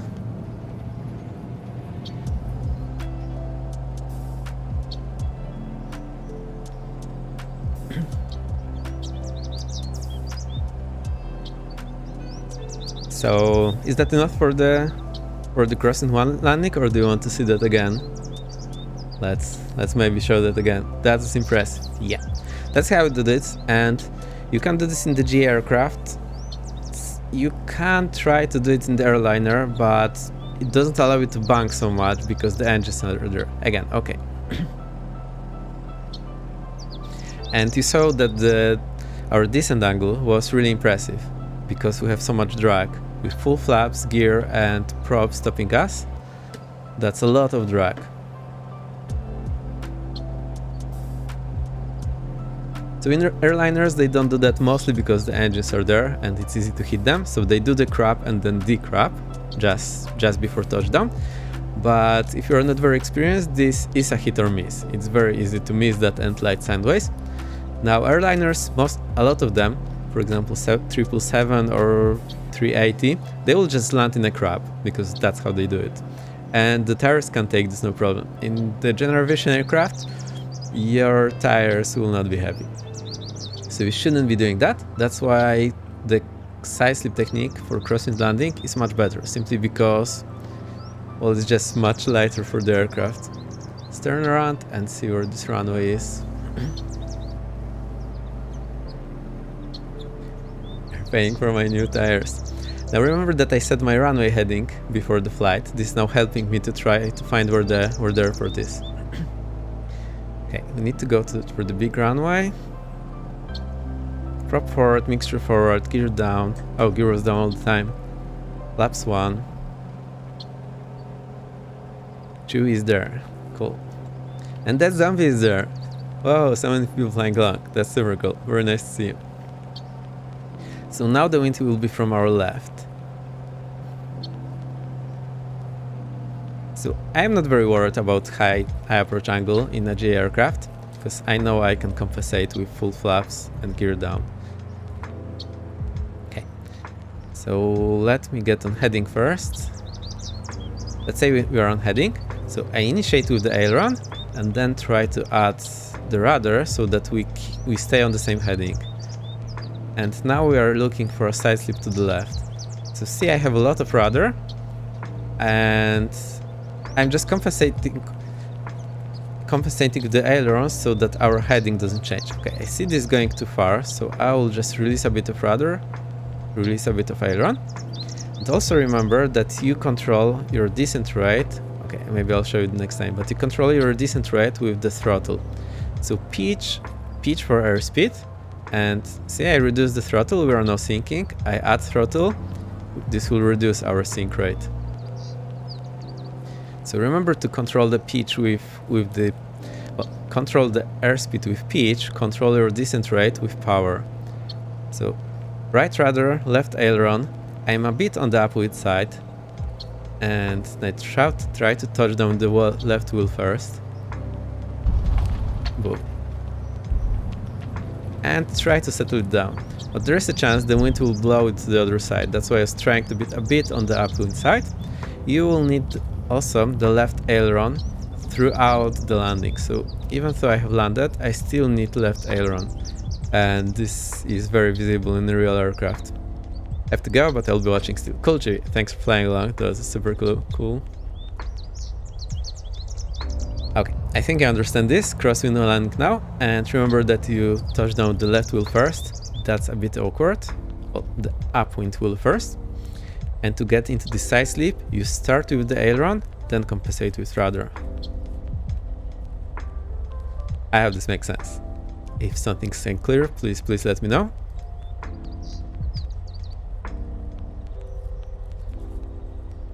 All right. Maybe I should show you the crosswind takeoff now. So basically it's the same thing. Now, okay, flaps go to first notch. You will need left aileron, so aileron into the wind, and rudder from the wind. Now the reason is that the wind is pushing on your tail, and this makes your nose turn into the wind. So you need to compensate with rudder from the wind, but you need ailerons in the wind. So basically similar to what you had on landing. That's what we need. Let's try to do this takeoff. Let's see how this goes. You can look at my controls in the bottom right.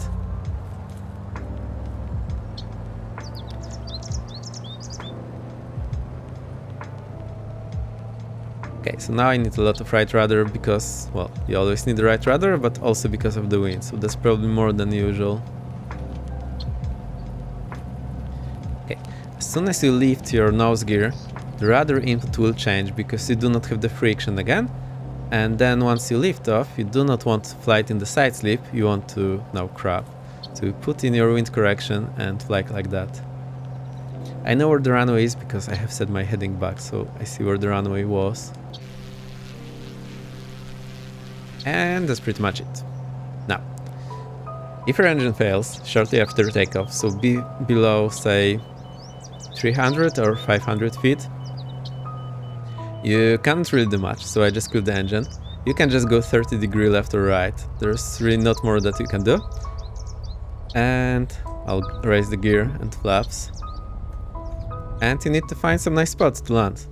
That's all. There's really not much you can do.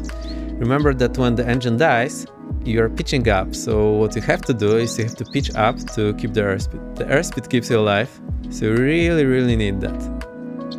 And this is how you flip the plane here. Now try to hit something soft. Try to not think anything hard. This will not work very well. Hitting buildings, less survivable. Hitting trees, more. Although, well, you're in a bad spot anyway. That's how it works. And you're dead. Well, who knows?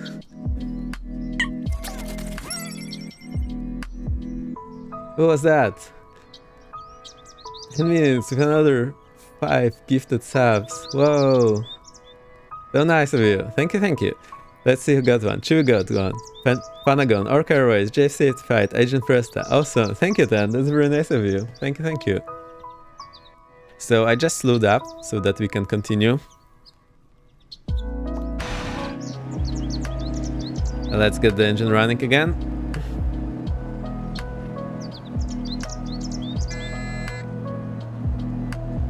Okay, I think it's running.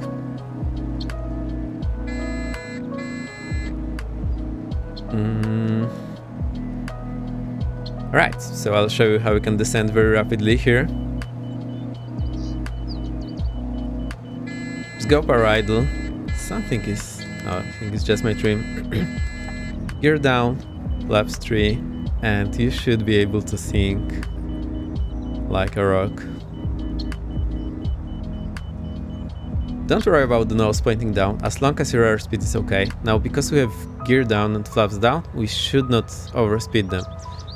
And because I have full flaps, I shouldn't be doing side slip anymore. So it's actually a very legit ditching sequence. It's not ditching because there's no water.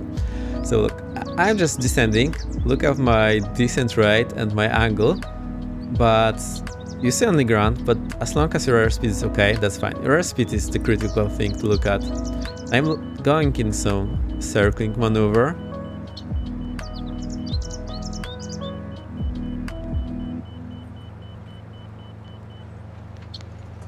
I just want to reset to some position and show you other things. Bit too fast there, where are runways? There's one, there's another. Okay.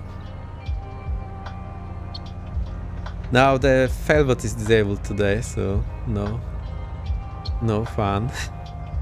We have only one engine. Actually, I think I can enable it now, if you want. Boom, there we go.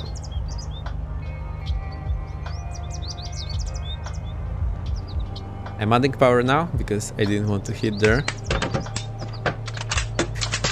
Nice notes. I still have those crosswinds, that's probably why I need the rudder. Whoa. Okay. I want to stop, get rid of the wind, and show you how the traffic pattern is done.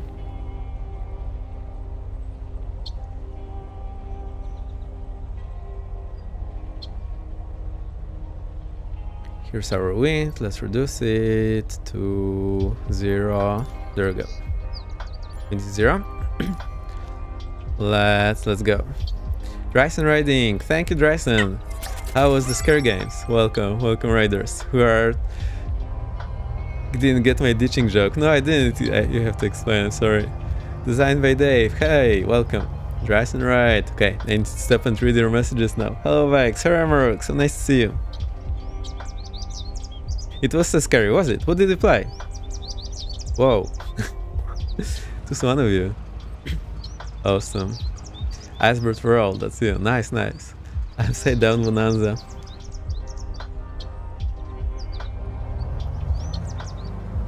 In Sound Mind. Okay, I don't know it. Another gifted sub for Dryson. Thank you then. Thank you, Dryson. So nice to see you all.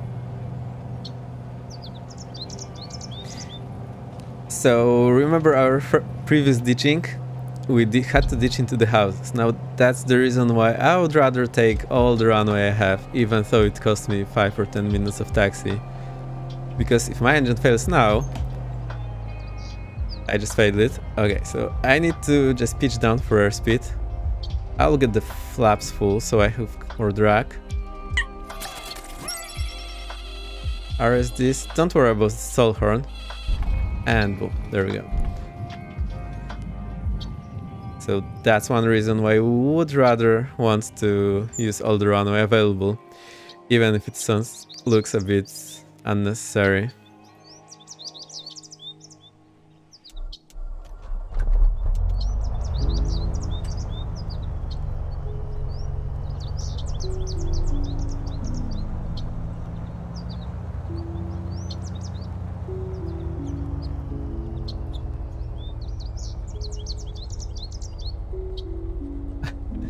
No, we had rotate away, it gives the sap to stream elements.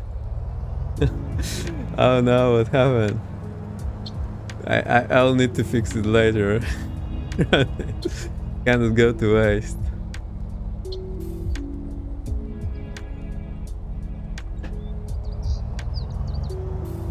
Can add my dear Cloado brother. Have fun. Yeah, we're having fun. Stream elements deserves the sap. Oh boy. We also have Nightbot, so that's a bit unfortunate. Oh, I see. 10 was too quick. So Lift off at 16, that's the rotation speed. Now shallow climb or stay in ground effect, accelerate to 80. Which 78 is our VY, the best climb angle. Now get to climb. Positive climb. Okay, I think I don't want to run anymore, so gear up. At 200 feet over the runway, which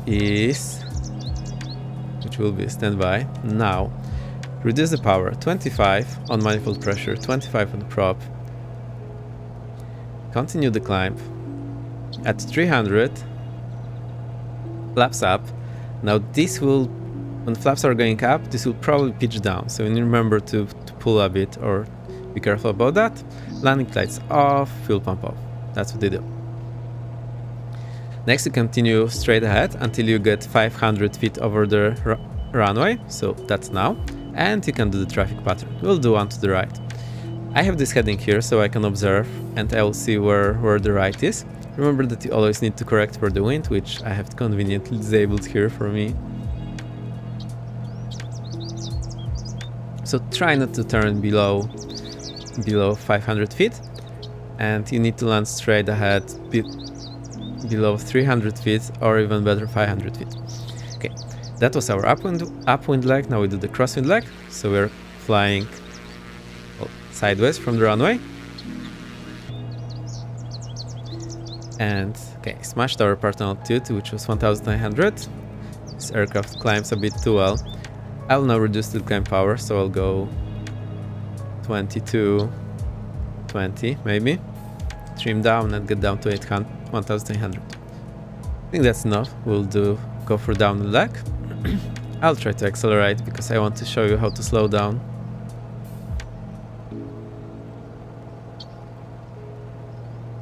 So this is downwind. Again, I'm looking here because I have this set, so it's easier for me to tell which way is which.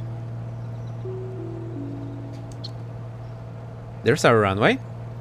And once we're abeam the numbers, we'll start descending and preparing everything for landing. So I'll just keep it somewhat fast now. I'll show you how it's done later on. So see, we have 140 now. And there are the numbers, so we are abeam. So now what to do? Power idle, prop forward, mixture forward, keep the altitude, let it slow down, landing light on, and fuel pump on. In this time you should slow down enough to drop the gear and first notch of flaps. Now add some power so you keep your airspeed and enter some sync. I think 500 feet per minute should be okay. Basically you're looking for 3 degree descent angle, so 5 times your ground speed. What is your mark saying? Oh, okay, I read this already. I cannot see the runway. Okay, so when it's like 45 degree behind me, I need to turn for the base leg. We're a bit high, so I'll try to descend a bit further. Now, when you're doing this for the first time, you will most likely not be in the great positions, so try to remember the landmarks, and you will say, okay, I was a bit too far or a bit too close. Try to remember the landmark, and once you do it a few times, you will remember your landmarks, and basically you will do your traffic pattern based on the landmarks. So that's our base leg. We only have flaps up, approach, and down, so we will stay with these flaps. Now the final turn, because you are slow, you do not want to make it too steep. So try to make it a bit early. Try to not make it more than 15 degree. And if you overshoot, that's fine. If you overshoot, don't try to correct because you can stall. And that got many people killed. Just overshoot and you will correct it later. Okay, I'll aim for this short run. I know it's closed.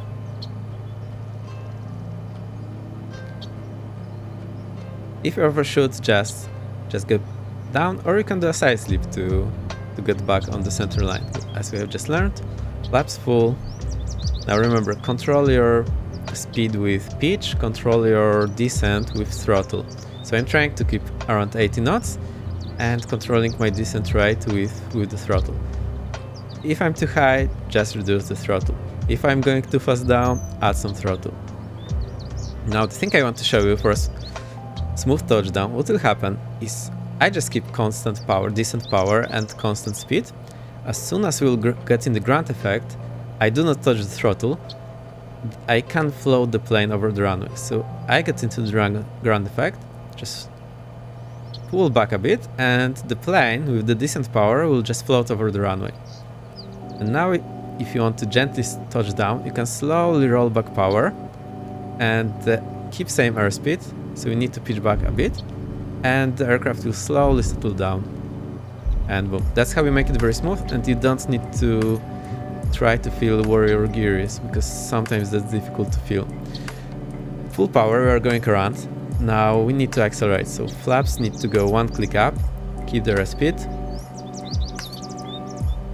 and now we can climb away, better. That's the way to do it. You can do this in the GA when you have a long runway. You obviously cannot do it in an airliner. Waiting on that 69, to be honest. Well, I'm trying.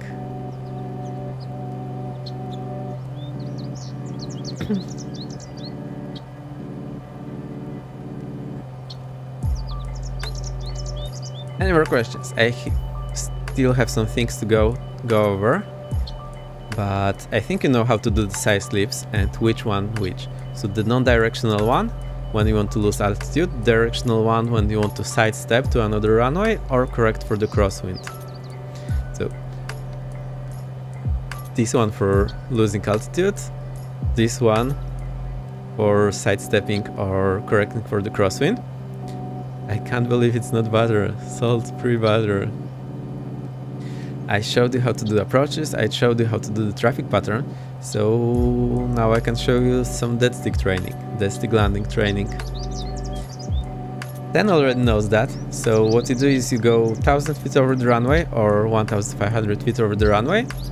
I need to get track tire, yeah, I really like it.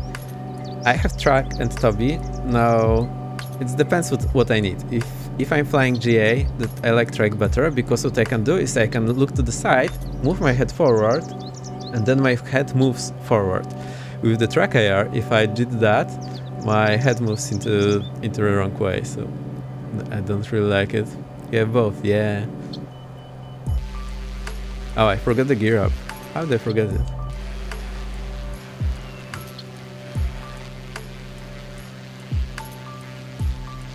So we are over the runway. Let me see. It's not the one we have set here. So let me just roll this around. It was 308 minus 180. This will be 128.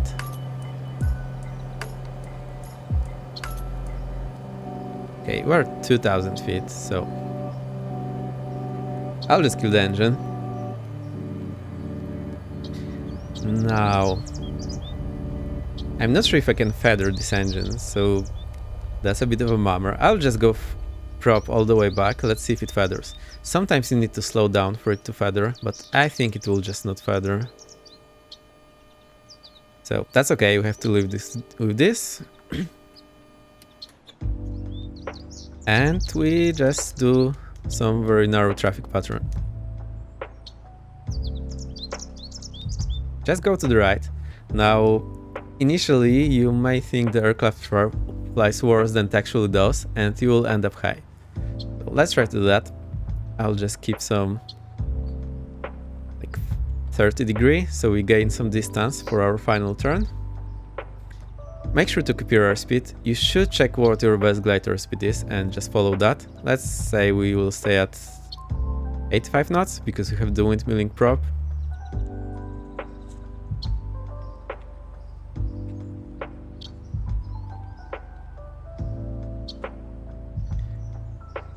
And the aircraft is flying no problem, like there's no engine, but yeah, it's just flying. Now flaps are up, gear is up, so we have less drag, and we do not drop anything unless we are sure we can make the runway. I'm not surprised by both trackers. Yeah, I have too much, but I always want to try them and then see if they're good for me or not. This is a long runway, will be a bit high, but that's not a problem. Actually, we're not that high. The gear takes a while to extend, so I'll go gear down now. I'm sure I'll make the runway. Flaps 1. Just don't overdo it with flaps. And I'll show you one more thing that you can do. So we are flaps now. Flaps 1 now.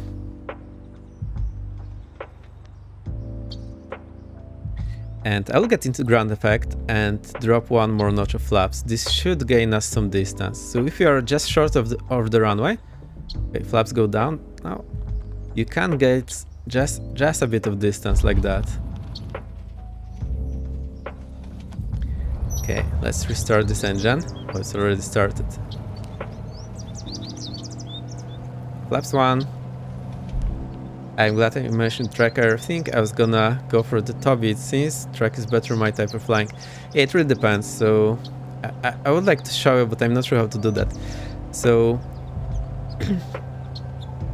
if I look to the side, now I move my face forward, so it basically goes 40 degrees relative to the tracker, but tracker software just moves my head forward in the sim. With Toby, the head will move like I would have to move my head sideways, so it moves forward. It's a bit awkward, but on the other hand, you don't have to wear headphones for Toby, so that's much more convenient.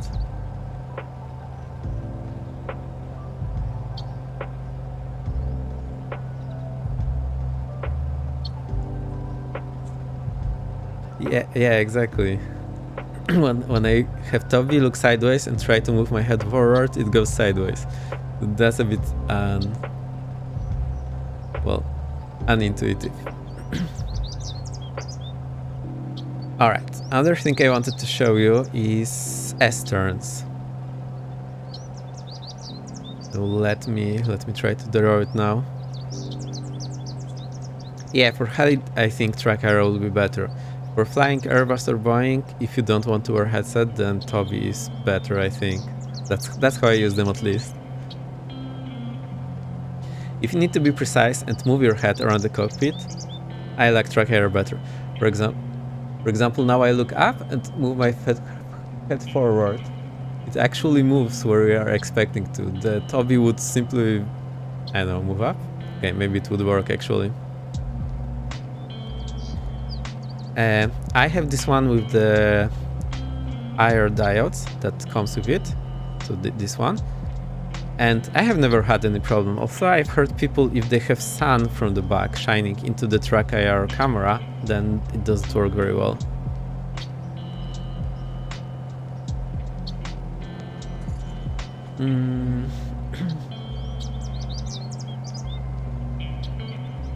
Okay, say you are me and you completely screwed up your pattern and you want to land and you're here and the threshold is here just below it. What do you do? You can do circles, but circles are not great because they put you... So say you have failed the engine as well. I just failed the engine. You never want to turn your tail back to the runway because, well, basically it's too much turn. So what you do is you do S-turns. You fly like the figure 8 on the short final. So the runway is always no more than 90 something degrees from you. See, I will just fly figure 8 and stay around the threshold area. Now, because I'm 2 bits close to the runway, I will move slightly away from it. And this is how you do the S-turns. You basically fly figure 8 pattern near the threshold, and you always turn into the runway, never turn away from the runway.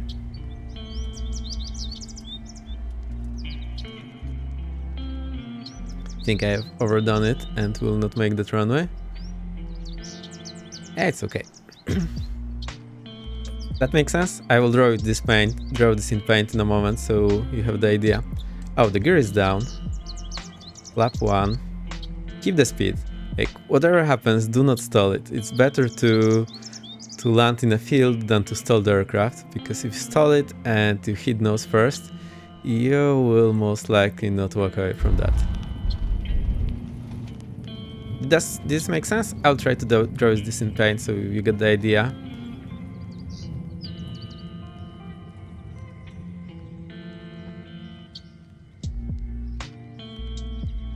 Bear with me. Here's the paint.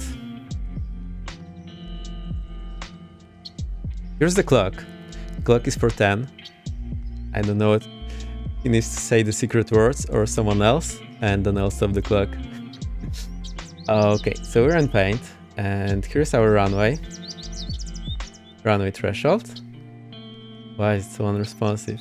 That was a dope approach. Yeah. Here's the runway. Here's the zebra. Draw a happy little tree. Of course, I can do it here in the corner. That was, well, below 30. You're good, man. I like it. We need a happy little tree. Let's do that. I'll get some brown. I like these leaf trees. So here, fill this up. GG.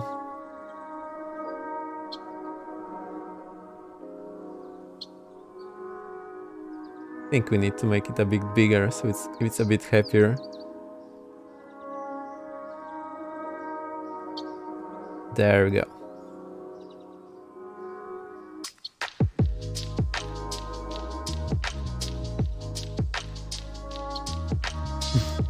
Very happy. Yes, yes. Surely we can make it happy.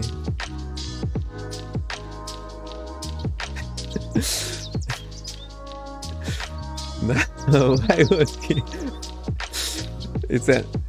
not yet. Okay, so there's the runway. Now, what you could do, if you are too high, you could just fly in circles.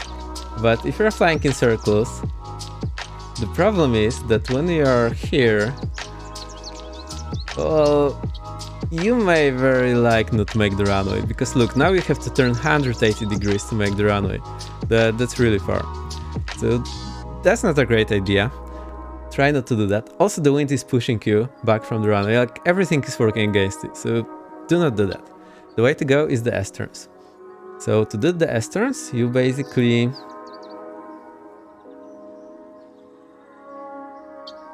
well, fly here, fly into the runway, and you can do it in many ways. You can do it like that and land. So for example, I started my S-turns way too far from the runway. This is how I do the S-turns and get closer to the runway. I hope this makes sense. No, and you never face away from the runway. You're always facing not more than 90-ish degrees from the runway. That's what happens when you started too far. Oh no. Now...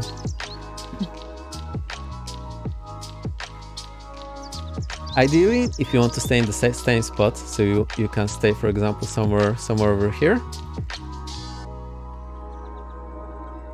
you just fly a bit to the back. So you start from here, fly a bit to the back, turn into the runway, and then face slightly away again. And you just do figure eight repeatedly. Once you're good, you just continue to land. That's another way to do that. There's a few more ways to do that, so I'll show you all of them. So that's S-turns, where your, I don't know, node point or middle point is on the runway threshold. Maybe for some reason you cannot go to the other side of the runway because, I know, there is this scary big hill here. It's here. It's here to kill. So you cannot go here. So then what you do is you fly the S-turns just on this side.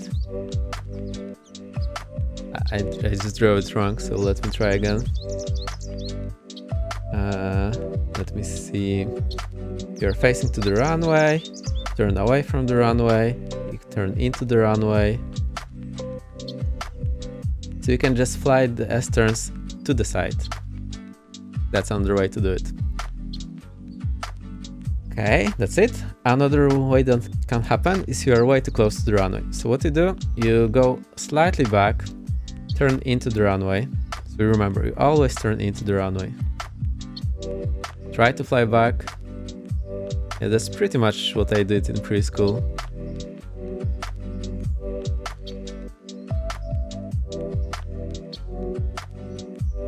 And then land. Make sense? I hope it's clear. So this can keep you in the runway threshold area. That's a way to lose altitude if you get in this awkward spot. If you are too low to make full traffic pattern, but too high to land straight ahead. That's what you do. Okay. Hope this makes sense.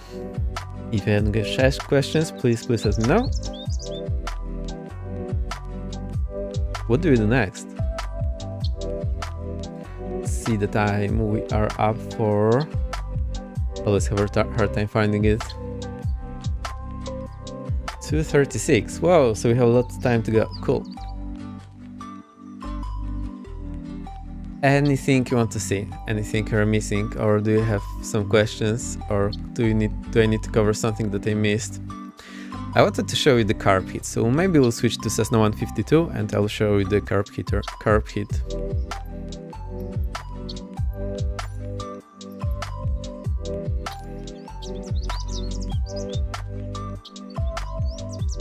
So in a nutshell, the J-plane is very maneuverable and it has a lot of drag, so you can just descend basically as fast as you please. Just try not to overdo it. You can do side slip, you can use your flaps, you can use your gear, you can use drag from your prop. So if you're too high, you still can manage it in a GA aircraft. Not so much in a jet, because there's no way to slow the jet down so fast. I'll just go here again. I'll take the 152.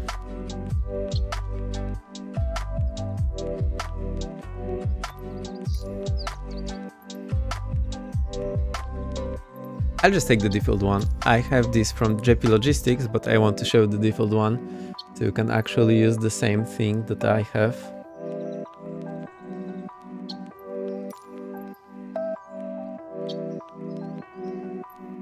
Okay, I think I like this most. Let's go.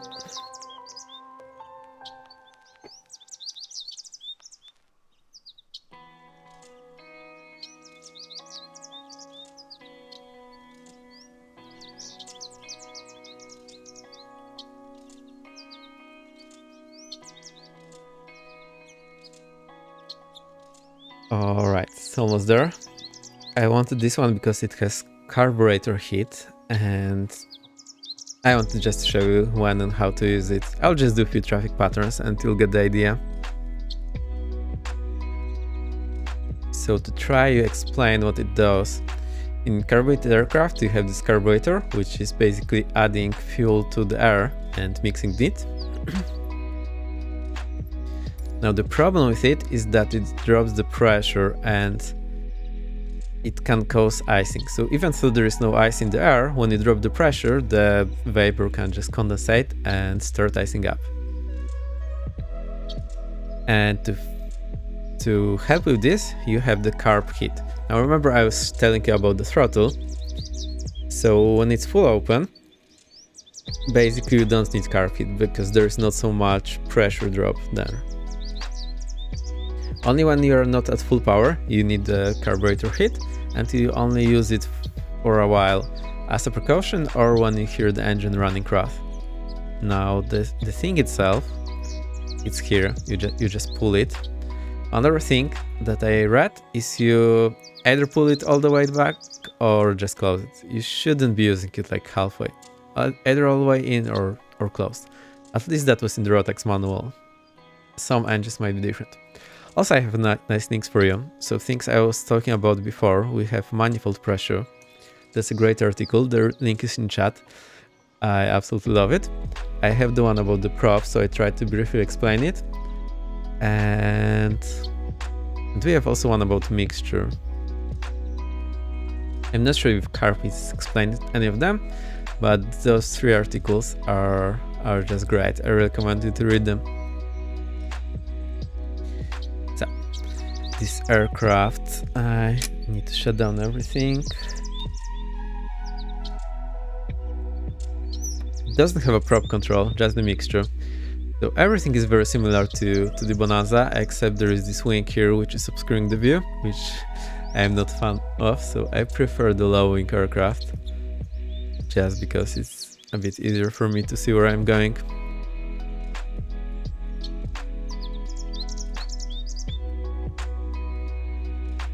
Okay, let's start it up.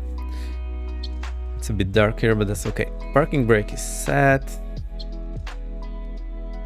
Battery on. The nav lights on. Beacon on. We need to check the fuel selector. Now it's on. In Cessnas, usually people keep it on all the time. Kino, welcome, welcome. So nice to see you. We are doing J flying today. We now switch to the 152. I want to show how the carburetor heat works. I've been showing basic landing, side slips, spins, stalls, steep turns. Yeah, pretty much everything. Oh, also I want to show you one thing.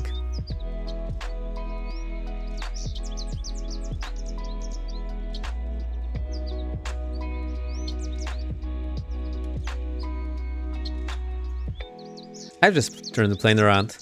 You will see in a moment. Love J flying. It's all I would really do in the sim when I regularly was flying. That and just yeah, I really like J2. It's my comfort zone. I know a lot about it, so I'm trying to show you. I like flying tubes when I'm not streaming. It's also super nice, but so far I think there's more demand for it and I really enjoy it. So beacon is on. I can now step on the pedals and start the engine. Magnetos to both, magnetos to start. Thing is running. Super quiet.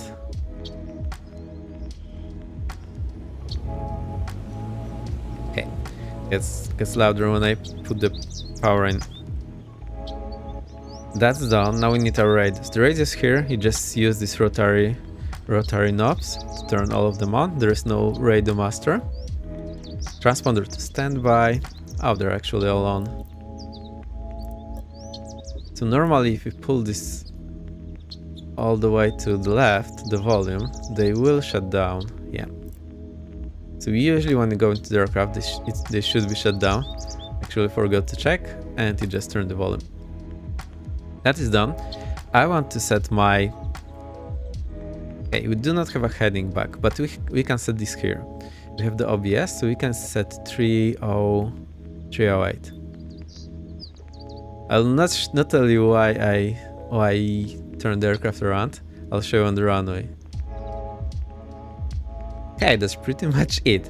We also need to wait for the oil temperature to rise. So in the JP this is simulated, it will be cold. In this one it isn't. So we should wait for this to rise. So, let's spend 5 minutes. Okay, very good. Let's taxi. Parking brake released. Let's taxi. I remember how to taxi, so we'll just go there.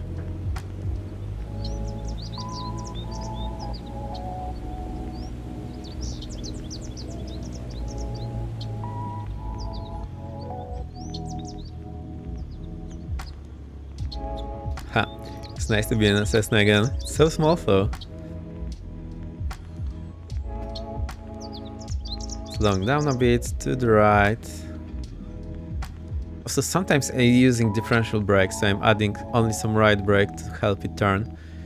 But you need to be careful so you do not damage the nose wheel.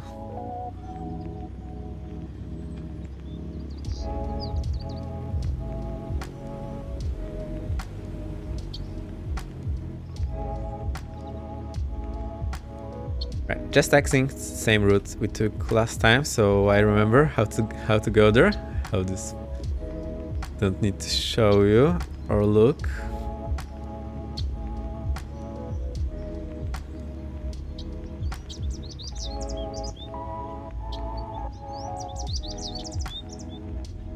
All right, almost there. So we turn here to the right and we'll get to the runway. Should have slowed down before the turn. Cross this runway that is closed, so there's X over there.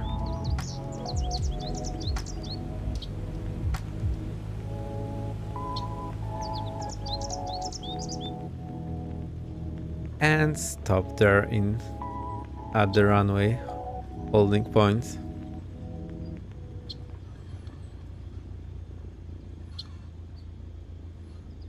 Okay, stop here. Parking brake set. I also forgot the taxi light, so I'll just keep it on now. You do the run up here, so throttle goes to, say, 1800 RPM.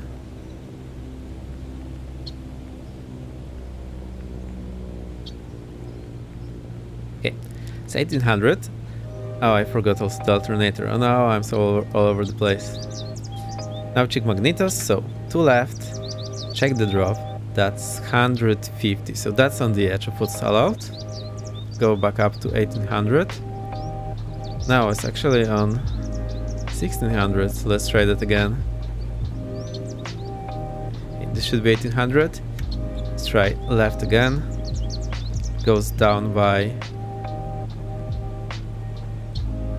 150. Okay, let's go back up. No, by 50.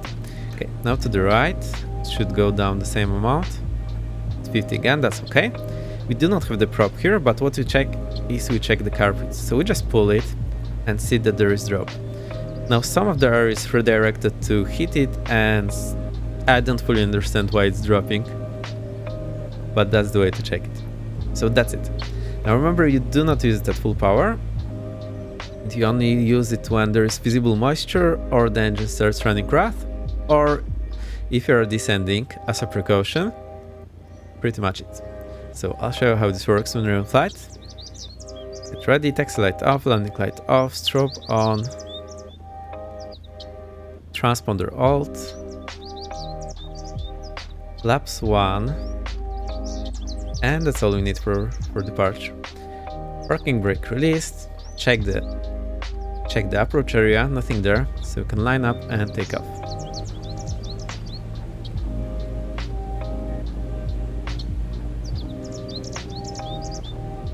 Now the runway number I think will be behind us.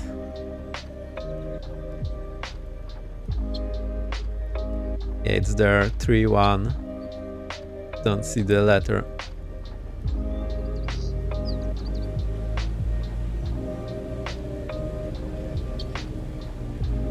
So we're running with 31 left and the heading is 308. So now we need to check our heading. And here's the catch. Look at our heading. It's showing something else entirely. The reason is this one has a gyro. It's not slave to any magnetic indicator, so it doesn't know where it's going. You have to manually set it. Now, because I turned the plane around, it was actually showing a wrong number. So what you have to do is you have to read your heading from the magnetic indicator. Remember need to get rid of the parallax effect, so I'll just slide my head. I think it's showing 30309, should be 308. So we'll just set it to 30308. We should do this at the apron, but I wanted to show you what happens when you skip it, because one time I skipped it and I was so confused what's going on. Now it will work normally in flight, but you need to set it initially, and every 15 minutes you should readjust it. Okay, mixture forward, carb heat is closed. Okay, mixture forward, carb heat forward, trim. I think we need a bit down so it's in takeoff. At full power, we need right rudder to counteract the prop effect. That's no rudder, and I need a lot of right rudder. Check the engine instrument, it's in green. Remember to keep back pressure on the yoke all the time, so we really do not stress the landing gear, the nose gear. Lift off, accelerate to 70, try not to sink, and climb away. And trim back. Chewie is back! Hello Chewie! Switch to the Cessna so I can show you the carb heat. Tell you what, tell me. Okay. It's 200 feet coming up. 200 feet there. Reducing the power, so we go, well, I think 20, 23. We continue the climb. 300 feet, flaps up. I feel like I better understand the GA. Yeah, that's great. Oh, in 152 actually. That's a small little B.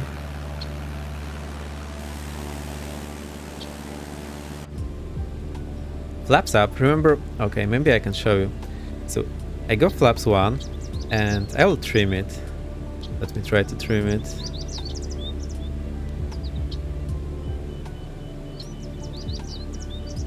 Okay, so it's trimmed. Now I go flaps up from 1 to up and look that it will pitch down. That's why you need to pull back on the yoke to counteract this. And also watch the speed so you do not stall it. So basically once you have some practice you will just go flaps up and pull the yoke slightly. Landing lights off, and that's pretty much it. We are 500 feet so I can turn for the crosswind. And Chewie, I think if you weren't flying yesterday you wouldn't have all these questions, so now this puts it in some perspective. Hover, hello, welcome back Hover. Now I have my runway heading here, so I have sort of remembered it here, but I do not have any heading back, so I need to do some mental thinking.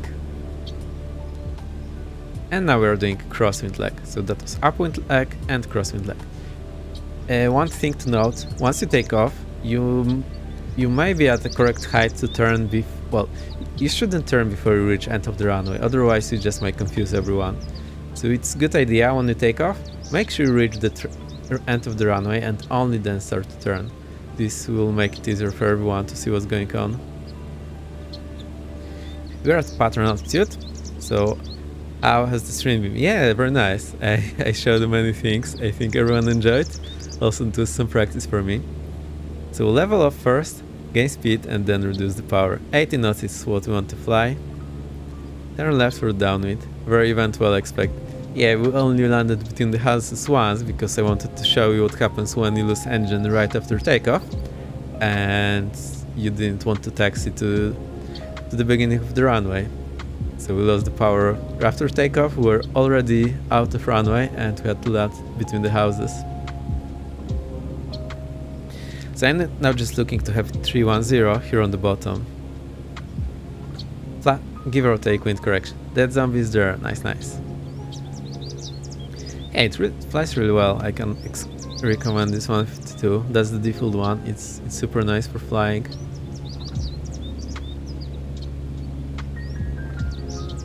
So again, we'll start getting ready for landing as we are abeam the runway.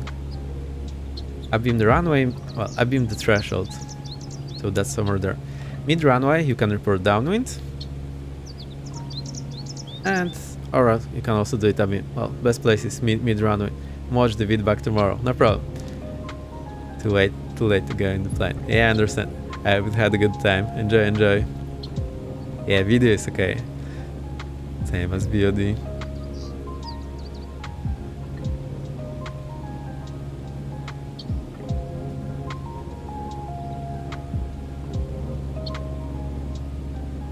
So in this aircraft, the carb icing is quite regular, and basically the engine will start running rough, and then you have to engage the carb heat. Then engine will start running even more rough when it's getting rid of the ice, and it will get back up.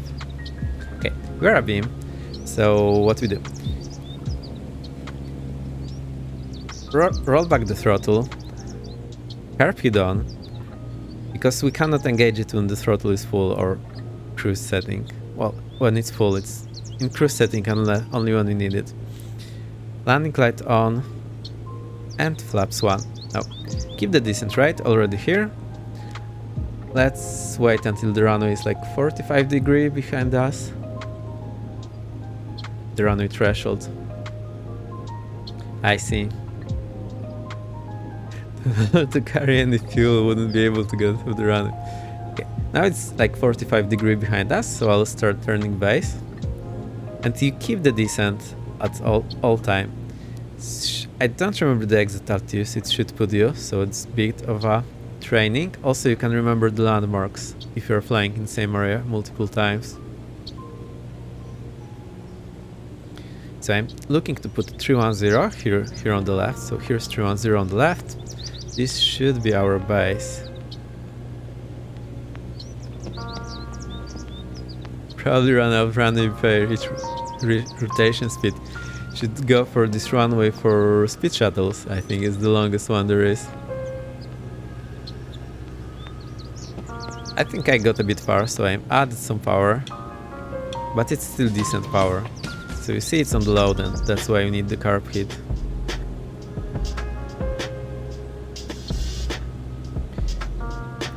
Now on final, you do the final check, and there you check that you have landing gear 3 green if you have landing gear, prop forward if you have it, mixture forward, and carb heat off. The reason is that if you need to go around, you already need them in this position, so it's better to have them on short final, and your carb heat will not ice up on short final because it's good. It got really warmed up now in the process. So we are turning final. Remember to not turn more than 15 degrees. If you overshoot, that's fine. So we are final, flaps full, speed check flaps full, close the carb heat, mixture forward, and we are good to go. Remember, you control your speed with the pitch, so if I pitch down, I will accelerate, if I pitch up, I will slow down. So keep your speed with your pitch. I'll try to keep 70 knots here, and to control your descent rate with power. So if I'm descending too fast, I'll just add power. Now I'm adding power, trying to keep the 70 knots, and pitching down for the 70 knots. So remember, pitch for speed, brought power for descent rate.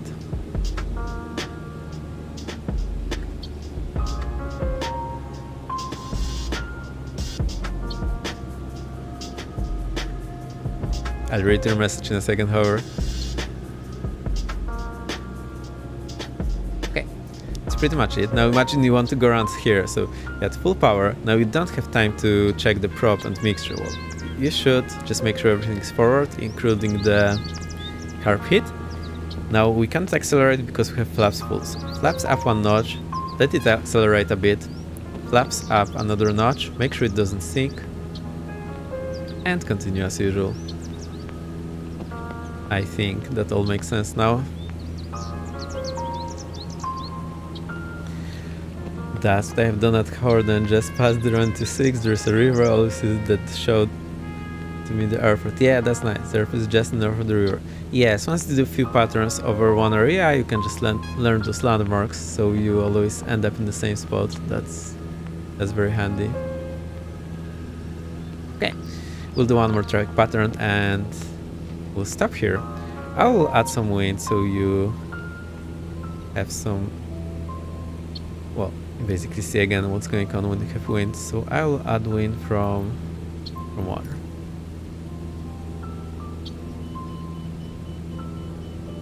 I think from front right.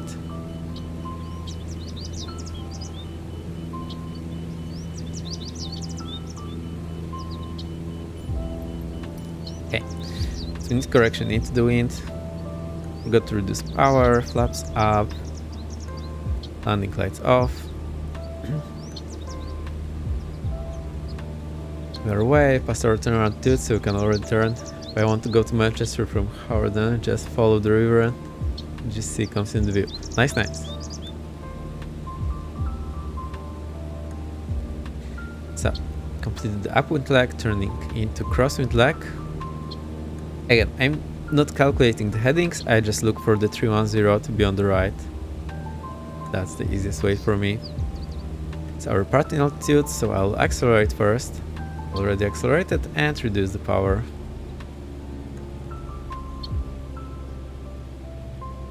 There's the zombie, so nice.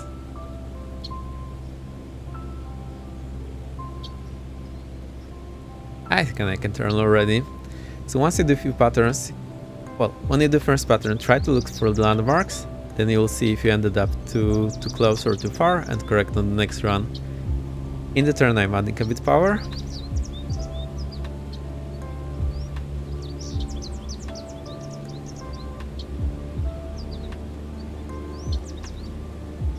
Okay, so now 310 should be behind us.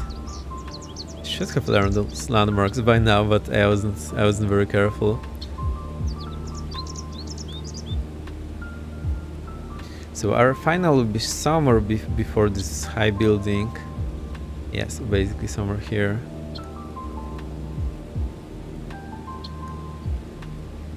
Oh, I forgot about the wind, so I need some wind correction. So now 310 doesn't have to be all the way. Have to be, well, not here. So now I'm putting in some wind correction. So wind is from the left. I'm putting some left wind correction. So now 310 is not in the opposite end, it's slightly to the left. So I would be flying like 130 normally, but I'm flying 120 because of the wind correction.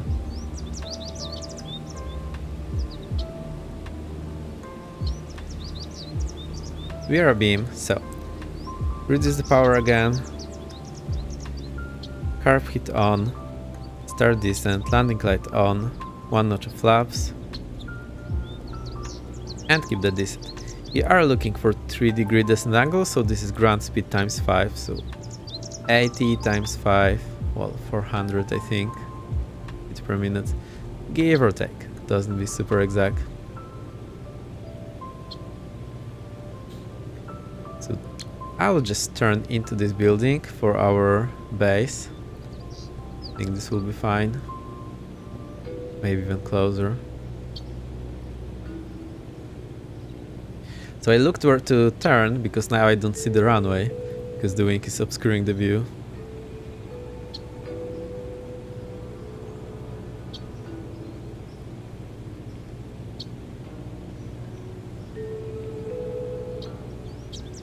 Okay. Some correction for the wind, so 310 is now a bit up of our left side. So now wind is coming from our front left, somewhere over there, so I need a bit of correction into the wind.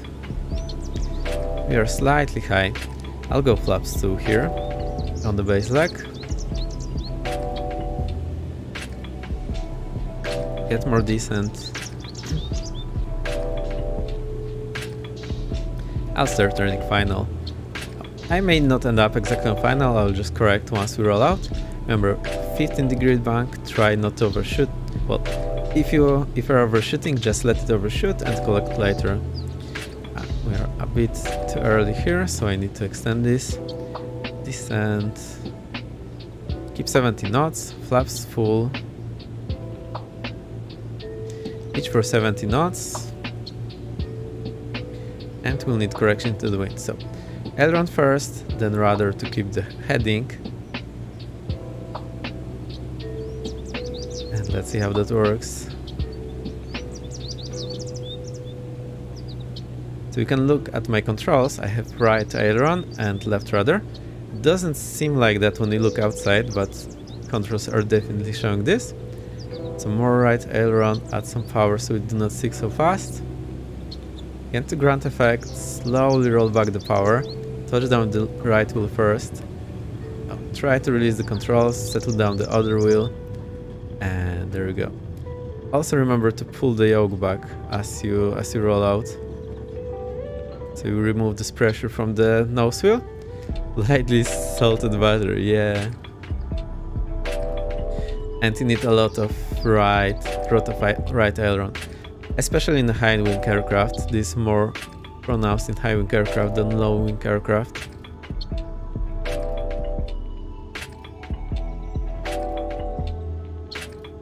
Okay, we'll vacate here. Oh, I forgot the final check. On final check I should have closed the carb hit. That was the whole point.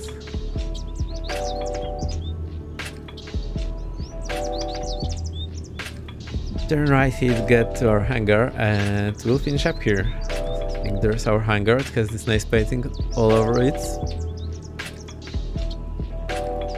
Located the runway, transponder standby, landing light off, X light on, strobe off.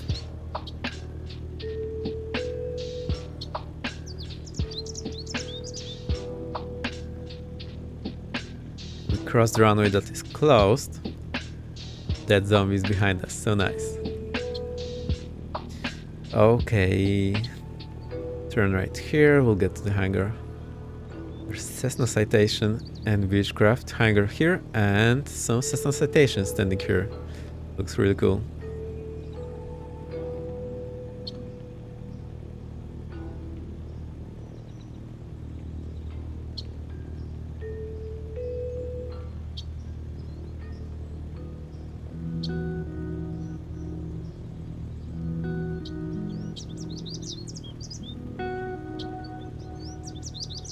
Alright, I think we have covered a lot. Okay, also now when I'm taxiing, remember that the wind is from the right, so I need a lot of...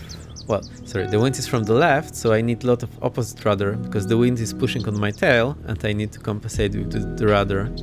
So if you saw me taxiing there, I had a lot of right rudder.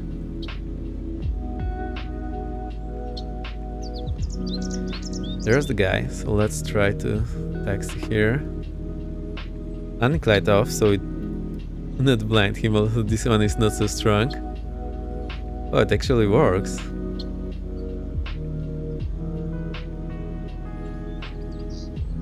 Go. Parking brake, and we'll need to cut the engine. So before we cut the engine, we turn off the radios. Radios off. Transponder off. Alternator off. Kill it with mixture. Magnetos off. What are we missing? This stopped. Beacon off. Nav light off. And battery off. That's it. That's the whole flight. Alright, let's find some nice view. Sun is already low.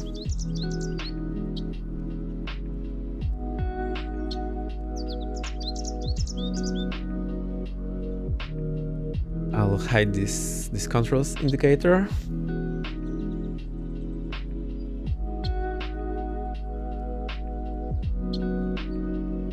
And get the drone view so we can find some nice spot. I forgot the flaps. Oh no.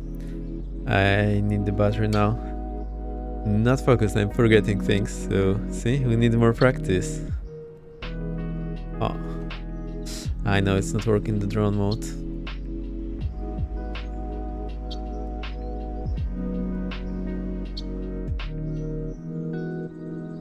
What does it mean when the baton person... Okay, that's... The person is called marshaller.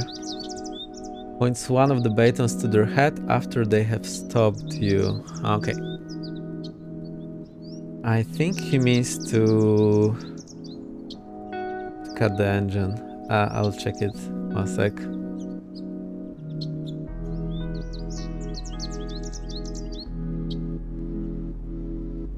I haven't had too much experience with them, so sometimes I need to check it. I remember the directions, so when he's pointing one side and waving, it means that you need to turn to that side. When he's crossing, it means to stop.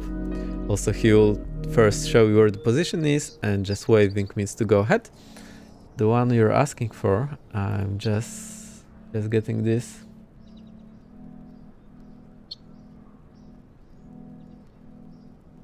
Yeah, that's stop engines. There we go. So it's stop engines. He's like cutting.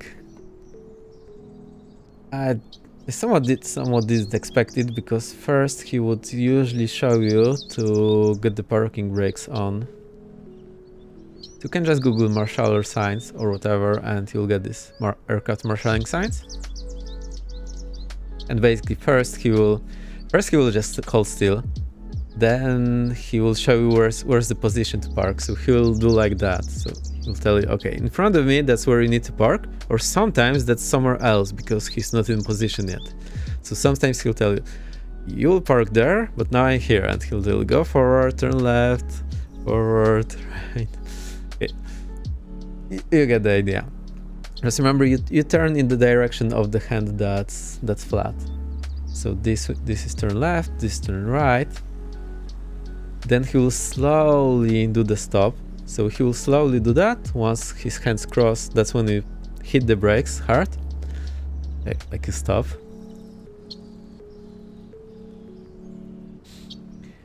Okay. Now there is this chokes inserted. Okay, so he does like that for the chokes. I think there was one about the parking brake, but I do not see it. I think it should be something like clenching a fist to engage the parking brake. Let me try to find it.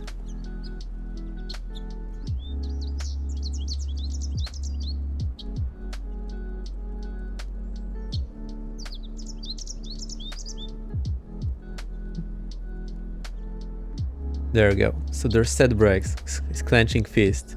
So that's what got me confused, because I expected set brakes first and then kill the engine. You can always Google it. It's super handy. Okay. That's done. Let me find some nice place.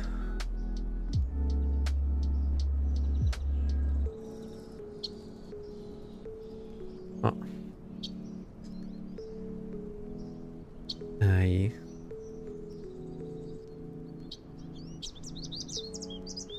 Okay, this is the drone camera.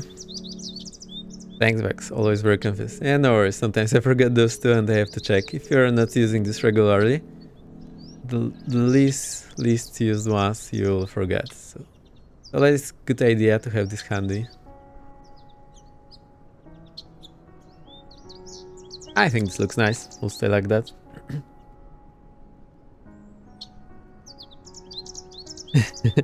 Now when they tell you to stop, they don't tell you to go left anymore.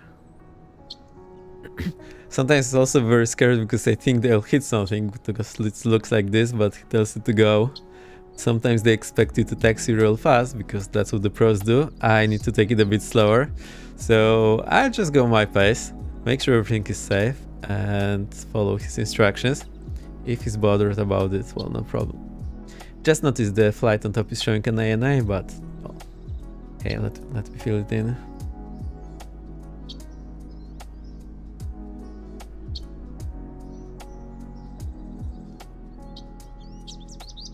Now it should be a bit better. Alright. I'll silence the flight simulator because we don't need it. Science for me. And get the guitar up. So, thank you for flying along. Thank you for stopping by. It was really cool to show you. I think a lot of people are happier because they have seen what you can do and how to do it. If you'll have any questions in the future, you can reach out to me on Discord. The Discord link is in the chat. I forgot my shoutouts.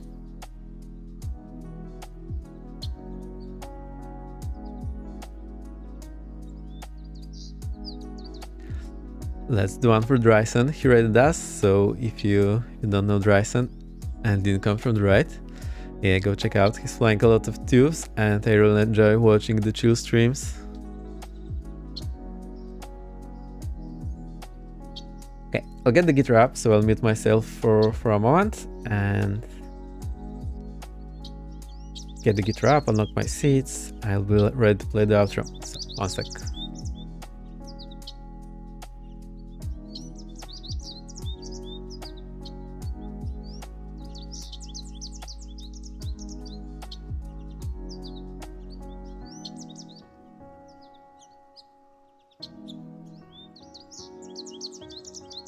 No, I'm not collecting for the beans for Dryson. I want him to turn the engine off. I need 100k points. I have 25 already. So yeah, Dryson better practice. Coming soon.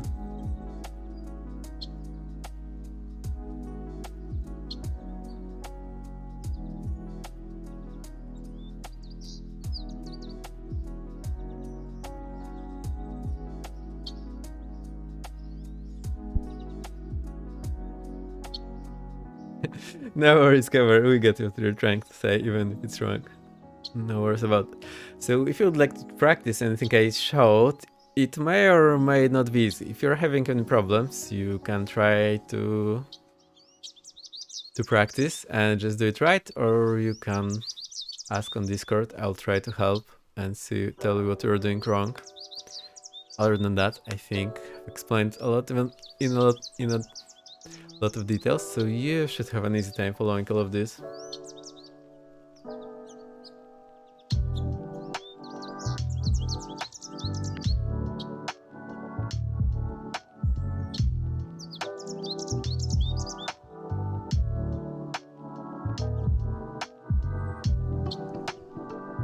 Oh, okay. Chairs unlocked, guitars here. That's Ibanez, actually.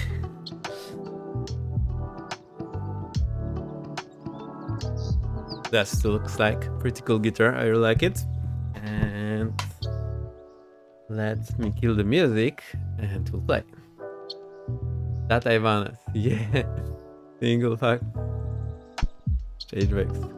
Hey Slarty, very nice to see you. Amazing guitar. Yeah, it's pretty cool. I really like it.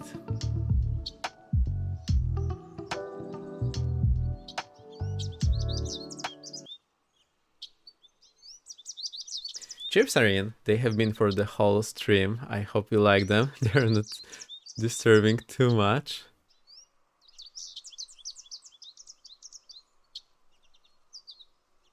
Alright, let's get the drums rolling. But it's looking a bit different today. Yeah, not woken up yet. The man was actually here earlier today, just when we started.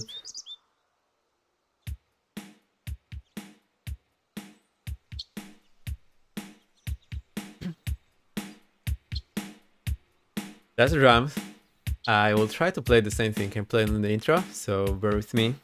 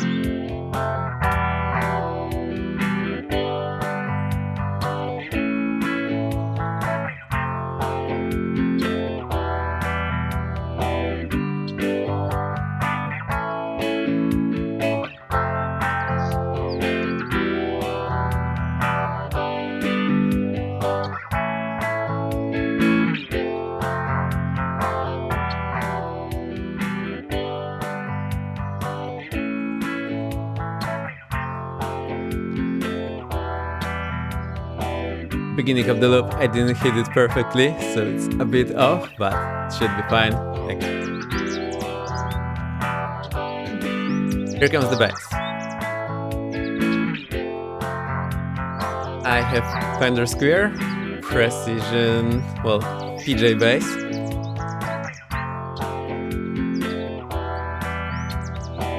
It's a classic and I really like it, but it's the cheap brand of Fender, it's Square.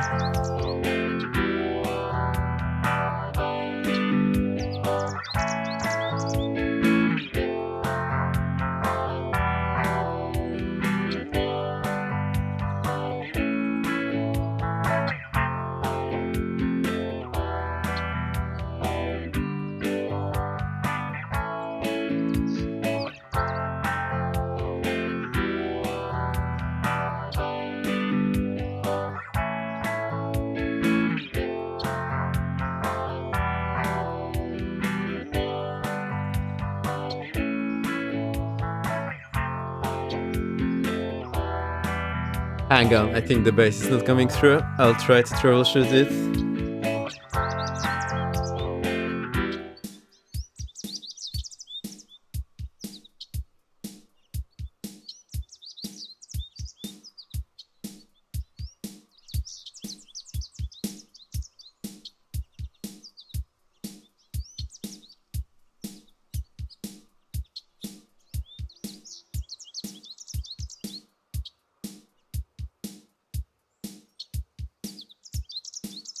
Hang on, I'll stop everything. For some reason it's not coming through. That's the first time.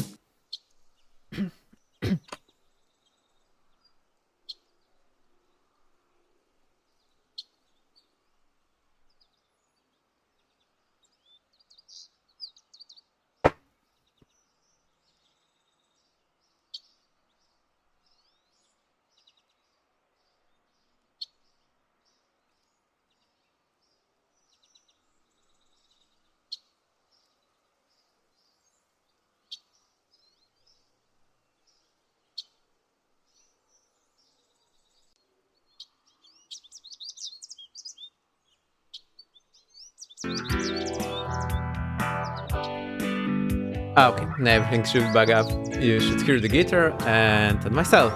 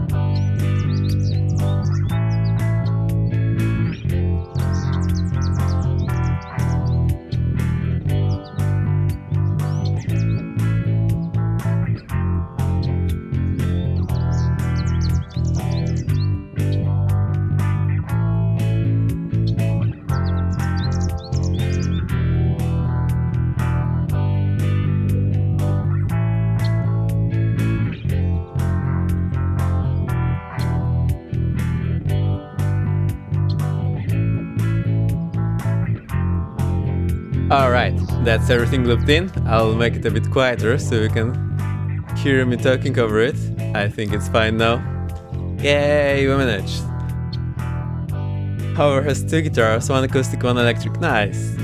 Acoustic is Valenza. I don't know this one. Electric is Epiphone. Yeah, I know this one. That's the cheap brand of Gibson. Yeah, I like this cheap brands of the known brands because they are good and cheap and look nice.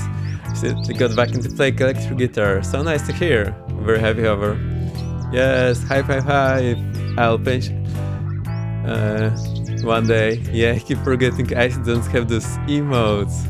Yeah, mine are still default emotes from Twitch. I'm still trying to get all the other things running, so I'll get some custom emotes at some point. Yeah, you can select the pictures Discord. Go ahead. Very informational Jane stream. Cool, I'm very happy. I think you will want to try all of these things for yourself, so just be patient. Please try. If it doesn't work, think for a minute what might be wrong. If it doesn't help, you can reach on Discord. I'll try to help. But it's not rocket science, it just requires some practice. I think I explained how to get all these things going, but unless you try it, you might have a hard time.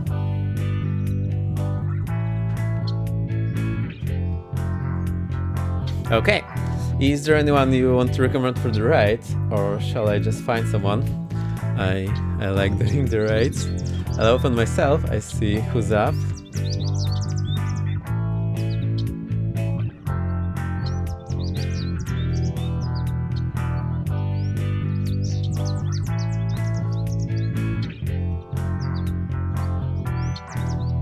Looking. I like the loop, so don't talk too much now. I remember pretty well. I managed to play more or less the same thing I played in the beginning, so that's nice. Last time I had a hard time remembering what I was playing.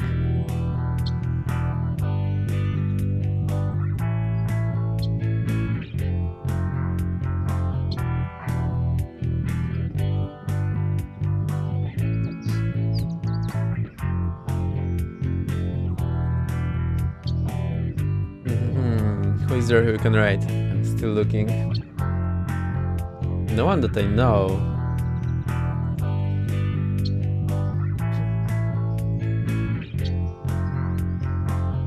Well, I'll just find someone who's doing the GA then, and we shall see how it goes. So I'll also check my notifications, maybe there's something there.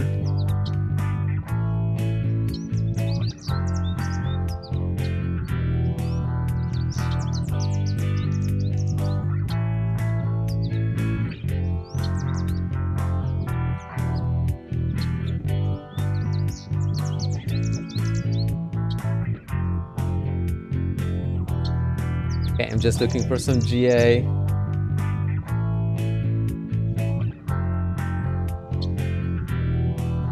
Someone doing tour on the road in a caravan. Looks decent. Who? We'll check him out. Don't know, so Pixar and Discord. Thank you, I'll check them out.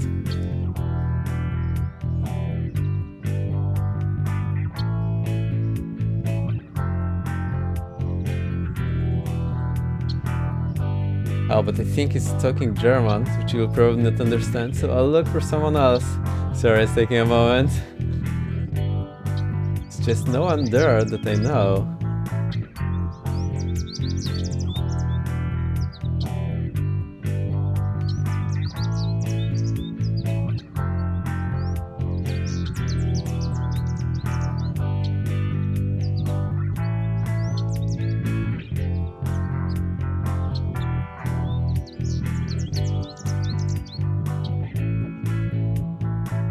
Kenko. Is Kenko doing a Lego stream? Okay, we can do that. I haven't read Kenko in years, and I know a lot of you like him, so I'm happy to watch. Yeah, let's do that. It'll be a bit crazy. Yeah, thanks for the suggestion. Okay, the raid is up. Thank you for coming. Next stream will be on Tuesday, 18 UTC. I'll post in Discord, well, a bit before, I hope 2 hours, so if you want to fly along, you will know where we'll be. And that's it. Yeah, thank you, Over. That's very nice. So, yeah, let's raid Kenko. Let's see what's going on there. And I'll see you next time. Thank you for coming. I had a great time. I hope you too. That's it. Let's raid. See you next time. Bye-bye.